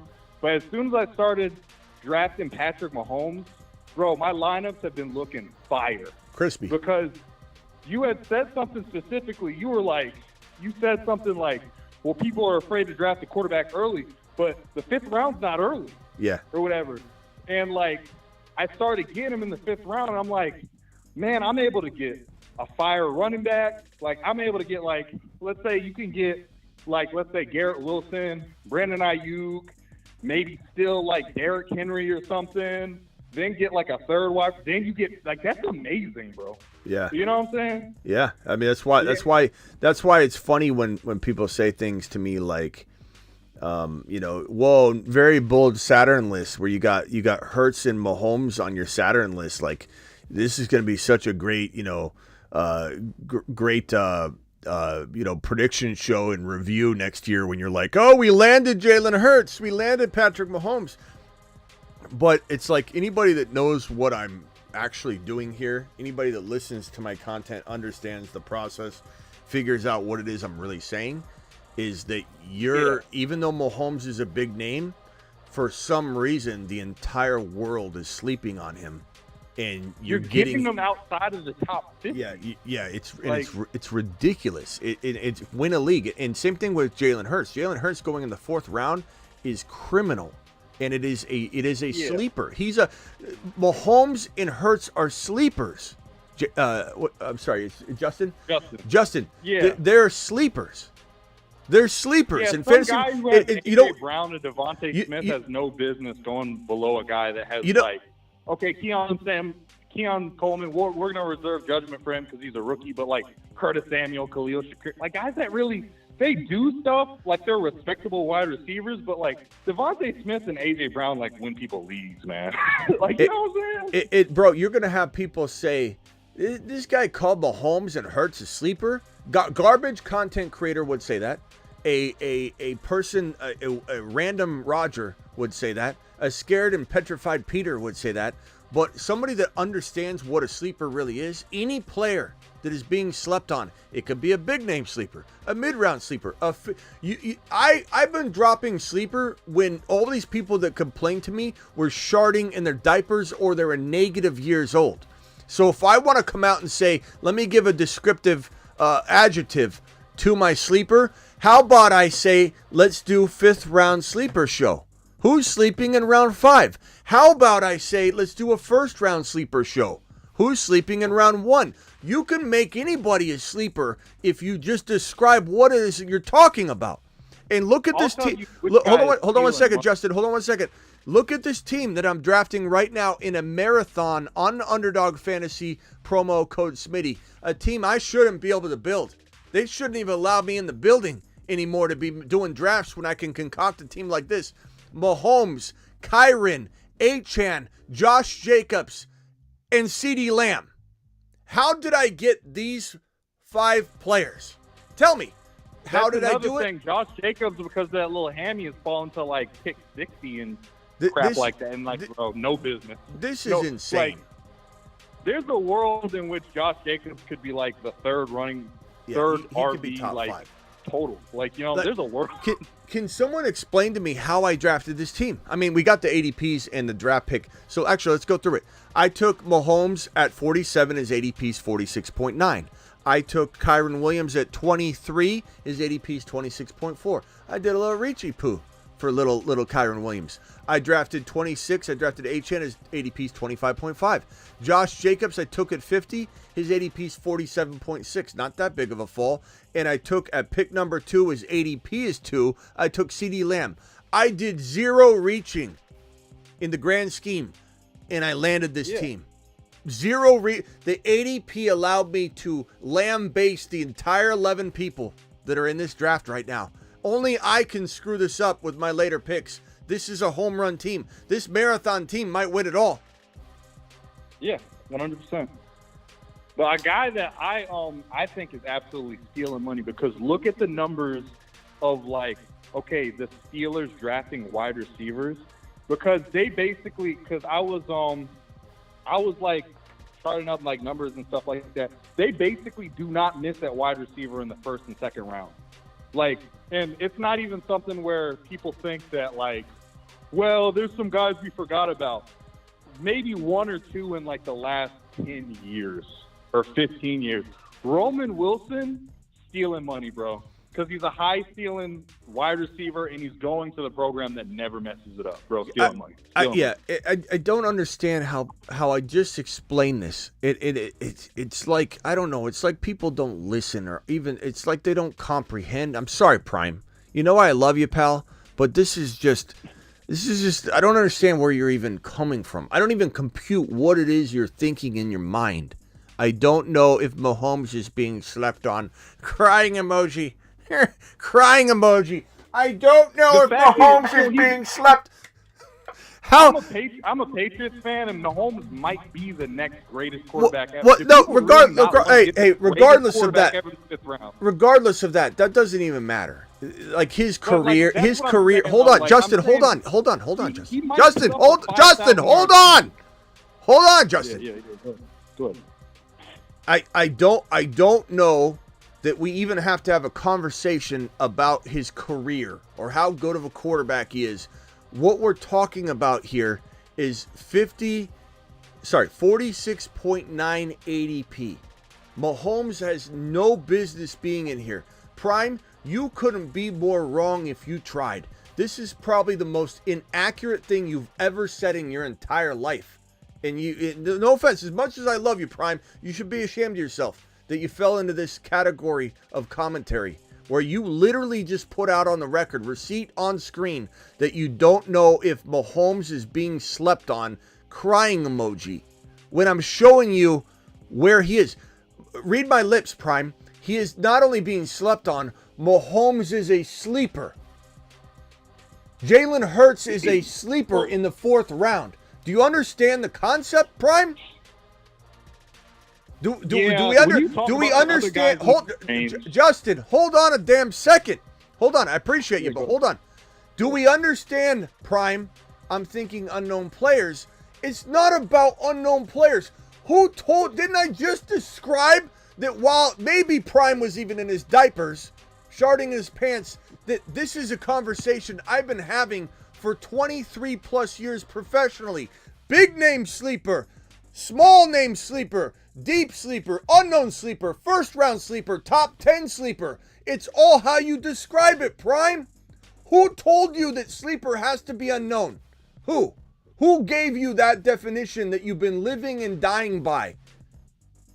You're smashing the hell out of your draft by drafting Mahomes in a territory where people are sleeping at the wheel and you're stealing him away. Tell me this doesn't walk me into a potential championship week contest if I don't crap the bed with this team or I don't suffer a significant injury.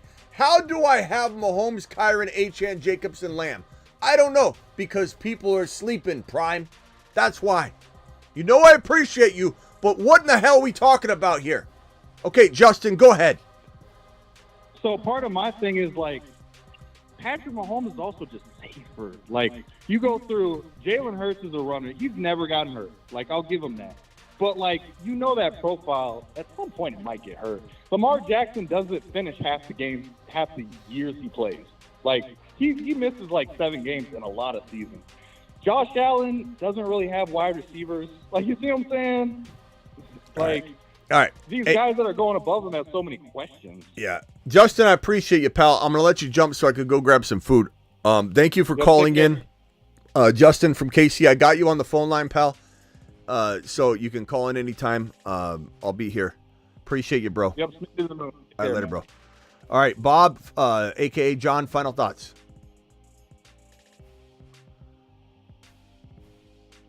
I mean, if the AR5 is good, are there any other wide receivers outside of Pittman that you like? I know there's a couple rookies. They have Josh Downs and the other dude, but would you rather have Josh Downs, the rookie they brought? A.D. Mitchell. I'd rather have A.D. Mitchell. I take the gamble on the talent. Of course, I worry about his diabetes and the way he's handling it. It's not that I worry about a player with diabetes. I worry about a player that has diabetes that people have said is not handling it well. He's not managing it and doing what he needs to do. And maybe he does. Maybe he does now. Maybe there's one report. Maybe somebody that said that didn't really have the full grasp of what was happening either. You know, people tell horribly. They explain things horribly, or they tell one side of the story. We'll find out, you know. But I think the talent is so amazing that how in the hell do you not take the gamble on that over a guy that, you know, they didn't draft with the high draft capital, you know. So you got to go A.D. Mitchell. You got to take the gamble. He has the ability to maybe beat out Pittman by the end of the year, you know, at least walking into 2025 as the number one wide receiver. Everybody wants to say Pittman's his number one wide receiver. I like him, but I don't think Pittman is a bona fide one. I think he's a high-end 2. And I think that if there is that wide receiver 1 potential in Eddie Mitchell, he will surpass him. Give me the Eddie Mitchell value all day long. I also like Jelani Woods a lot, the tight end in Indy. He's been making waves. He's a 6'7" monster telephone pole just sitting there for AR5. And it's like they're just playing catch together over the entire defense. Just, hey, Jelani, how's the weather up here? Okay, throw me the ball. And AR5's just going to toss him the ball. They're going to play catch. Like, if Jelani stays healthy, which is kind of his knock or, whatever, he could have like 7 or 8 touchdowns. Like, he's capable of it. So there's a lot of talent on this team, bro. A lot of talent. Appreciate it. Have a good night. All right, later, John. Appreciate you calling in, pal. Thanks for the $100 hauler the other day, too. You're the man. I hate yelling at John, but I do also catch myself saying, don't get mad at yourself, Smitty, for being hard on John. He literally calls in to anti this or anti that. Like he's asking for it, right, Travis? I'm not being overly aggressive with him, am I? No, John, I always joke with John in the chat. He hates all players. We're always trying to make a list of the guys he actually likes. So okay, yeah, he does seem like definitely goes from the negative side. Yeah, he does come. He does come from a glass, not half empty. He comes from a glass like a tenth full. A couple drops left. A couple droppy poos in the glass is how John approach. John, I like it though. It keeps it keeps a different perspective a lot. It keeps me on my toes. It also lets me get to argue maybe some finer points that maybe I'm not talking about a lot that helps people go, okay, Smitty cemented me into AR5. I clearly didn't listen to John's take, but hearing Smitty rant about AR5 makes me like him more, so this is a good segment. So, John, you're doing good work. It's just, it's an out-of-the-box type of approach. I mean, QBR, he came out with the QBR on 3 games, and he came out with I just don't think that, he's going to stay healthy. Like, he played 3 games. Like, you could say the case in point. But this is like the Achane knee injury. Anybody that says Achane's not going to stay healthy, he's such an injury risk and injury-prone player, he suffered a knee injury that every single one of us would have also encountered if we had our knee get hit the same way. And then when upon returning to the game, somebody like jumped on top of the same knee right away, and he could have played through it. He didn't get hurt from it, but he was pulled from the game because he was like, that kind of like, dang, I'm still kind of healing. There's some soreness there. And then Miami Mike McDaniel said, I'm not risking it, took Achane out the field. And then now everybody's like, this narrative of Achane can't stay healthy. It's like it was a knee injury. Tank Dell had his leg crushed. He's not injury prone or too small to play in the NFL. People can't even touch him. And with the NFL rules, you can't touch a receiver downfield anyway. So, like, what's it matter? Like, people are just wild, bro. They're absolutely wild. I like the takes. They're helpful sometimes. Let me get these super chats out of the way, then I'm going to go to rock out.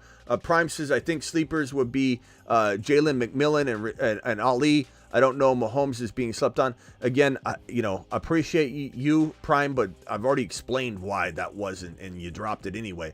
I've explained why you should be changing your thinking and not listening to the average content creator that keeps telling you that a sleeper can't be somebody in round 3, that a sleeper can't be in round 2. The definition of sleeper is being slept on. Can somebody be slept on in round 1? Yes. Jahmyr Gibbs is being slept on in round 1. Let me put something out there that's going to make a lot of people uncomfortable. Jahmyr Gibbs is a sleeper in 2024. Do it live. He's being slept on. He's being slept on. Jahmyr Gibbs should be in the top 4 or 5 overall. He's going at the 12-13 turn. Jahmyr Gibbs is a sleeper.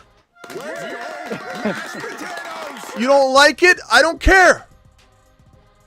I've been using the term sleeper before any of these people that have been telling you what a sleeper is were even born. Or they're sharding in their pants. Thoughts on stacking Hill and Achane? Real quick, let me get the super chats out of the way real quick. Thoughts on stacking Achane and Hill? I don't like going across position like that as much as I do just grabbing quarterbacks, wide receivers, quarterbacks, tight ends. I think it puts you in a position where there's a lot of games where these guys aren't popping off together. I don't like that. Dumb question, but how long does it usually take for a rookie lineman to produce historically? Is it dumb to expect a return on investment in year 1? No, not dumb. Look, a bad lineman can be a good lineman with good coaching. A good lineman can be a great lineman with good coaching. a great lineman can be a okay lineman with bad coaching. It's all about coaching. Like what coaching environment? Taking like Joe Alton moving positions doesn't put him in the best advantage of trying to give you great return, right? But his talent might override that. But it is case by case, like everything. But that's a loaded question, and it's a good one. Go ahead. I'm sorry, Travis. Were you trying to talk? Oh, I was just going to say on the whole sleeper thing. One point you've made in the past many times before is in terms of ADP and draft. The second the draft is over, you get you get Mahomes as like a top 40 or 50 pick. The second the draft is over, you can't trade one of those 50 or 60 ranked players for Mahomes. Someone's going to want a top 10 player. That's away, the second the draft is over. That's definitely definitely. So this is what Travis is saying is that, and I've said this I don't know how many times, and it's a great point to reemphasize. If you're drafting Mahomes, or let's use Jalen Hurts as an example, or even Josh Allen as an example. Josh Allen, you're taking in round 3 sometimes, right? Or round 3. Sometimes he falls to 4. The moment the draft concludes, you can't trade. You could maybe trade McCaffrey or trade Allen, McCaffrey for Allen. You could maybe trade Lamb for Allen. You could maybe trade, Tyreek Hill potentially or something like that. But you start getting to the bottom of round 1, and you definitely get into round 2. None of these players you could trade straight up for Josh Allen once the draft concludes, and especially once week 1 begins. Once week 1, the whistle blows and week 1 starts, this value here at third round goes straight to this like bottom of round 1 or in this round 1-2 turn. And what that tells you is, like a vehicle, the reverse of a vehicle. When you drive a vehicle off the lot, it loses like $2,000 immediately. You drive Josh Allen off the lot, he gains a whole 2 rounds in value, which is the definition of how to tell beforehand what value a player has. If during the draft they're cheaper than they will be the moment the draft is done, you have yourself an absolute home run. Like Allen, Mahomes, Hurts, all these quarterbacks can't be attainable in a trade for you using any second round player once the season begins. It's the definition of, it's the way to determine if there's value. 100%. It's a good. Thank you for reminding me, Travis, because that point does, I think, hammer it home very well. Yeah, I think it just kind of clears up like how a household name is. Hoosier Diva put it, like, can be a sleeper. It's, the way those values work, especially once the season starts. Yeah, look, Gibbs is a sleeper. Whether if you're watching and that pisses you off, I'm glad it does. I'm glad you're upset over it. I hope it makes you angry. You don't even have to be here if you're that close-minded to this. Let me see if I can. Come on, focus.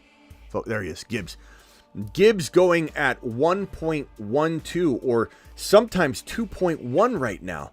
He is so being slept on in round 1. He's got the ability to be 1 to 4 overall material.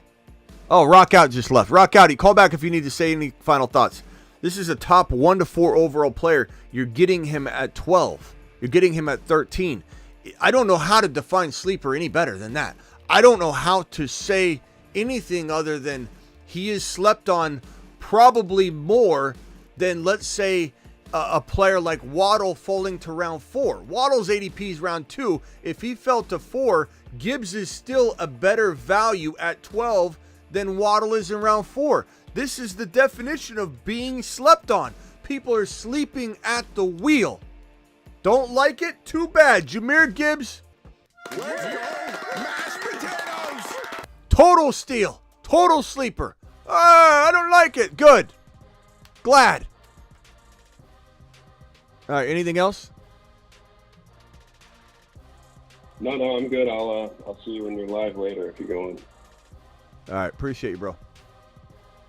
Thanks, man. Yeah, we'll be back to do a live. If anybody wants to draft with us, Underdog Fantasy, promo code Smitty, please hit this link now and sign up so you're not trying to race to get in. and Underdog will give you a 50% match on your first deposit all the way up to $250, meaning if you deposit at $500, they give you $250. If you deposit the minimum of $10, they'll give you $5. And the drafts that we do tonight, we'll probably do Superflex drafts tonight, and those cost $5. So if you do the minimum of $10, I dropped the link in the live chat. The link's in the description of the video if you're watching the replay or you just missed the link. I just dropped it. I'll even pin it right now in the live chat. But the Superflex drafts are $5 right now. So if you deposit the $10 minimum, they'll give you $5. You can do 3 Superflex drafts on Underdog with us. So we'll be back tonight to do that. Appreciate all my super chatters tonight. You guys absolutely rock. Matthew Hines dropping a 50.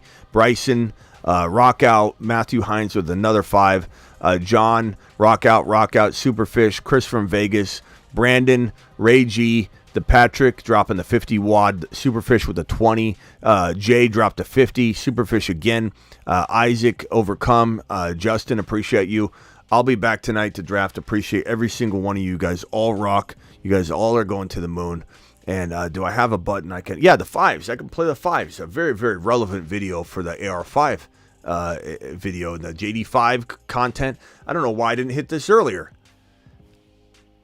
There are 2 5s? JD5? AR5? There can't be.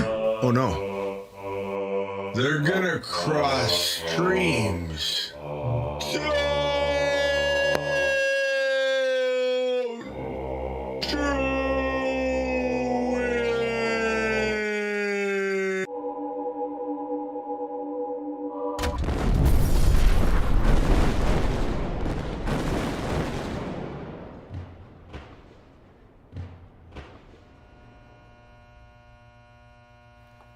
And don't forget, if you want to be a part of the Patreon, which is where these shows continue after the live stream is over, hit this link right here. This will, for $10 a month, you can try it out for 1 month too. Just try it for $10.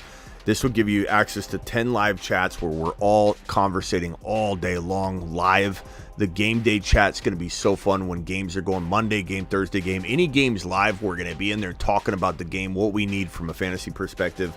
We'll be dropping draft links, and anybody that signs up today, even so yesterday and today by midnight my time, I will be giving those people access or a spot in a league. So everybody that joins tonight and joined yesterday and joined prior, so anybody joined as of anybody that's joined on the Patreon as of tonight at midnight will get a spot in the Patreon leagues. There'll be 11 or 12 leagues, and basically what will happen is in these 11 or 12 leagues, the winner of each of the leagues will then in 2025 go converge into a 2025 Dynasty Startup Show League. And all of these will be, even the other leagues will be, live on the show. We're going to do all of them in one day. The 2025 league obviously will be done in 2025 when the winners win and we take the 11 winners and put them in a Dynasty league. But the 11 winners and myself. And then what we're going to do is during the 11 or 12 drafts for this year, we're going to have a Smitty Bash marathon draft night where we do all 11, 12 drafts in a row on one show, probably be a 10 or 11 hour show. So it's going to be absolutely unreal. If you want to be a part of a 10, 11 hour show, you want to be a part of one of these leagues, you want to be maybe winning that league and then getting into the Fantasy Football Show official Dynasty League for 2025, because you got to win the league to get in one of the 11 to 12 leagues, then join the Patreon right now. I'm dropping the link, and we'll see you over there.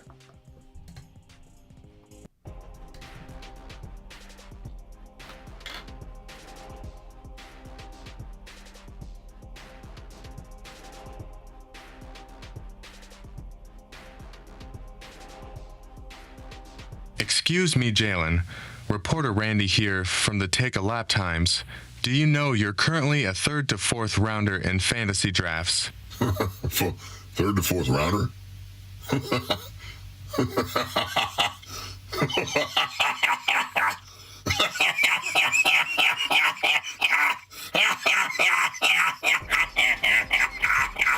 Got him.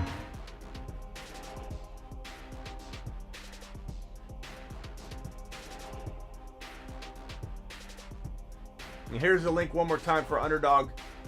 The link one more time for Underdog. Make sure you're signed up and ready to go for tonight's drafts. Click that link, $10 minimum deposit. Hit it, do it live, do it live, do it live. Go, go, go. There's the link, go.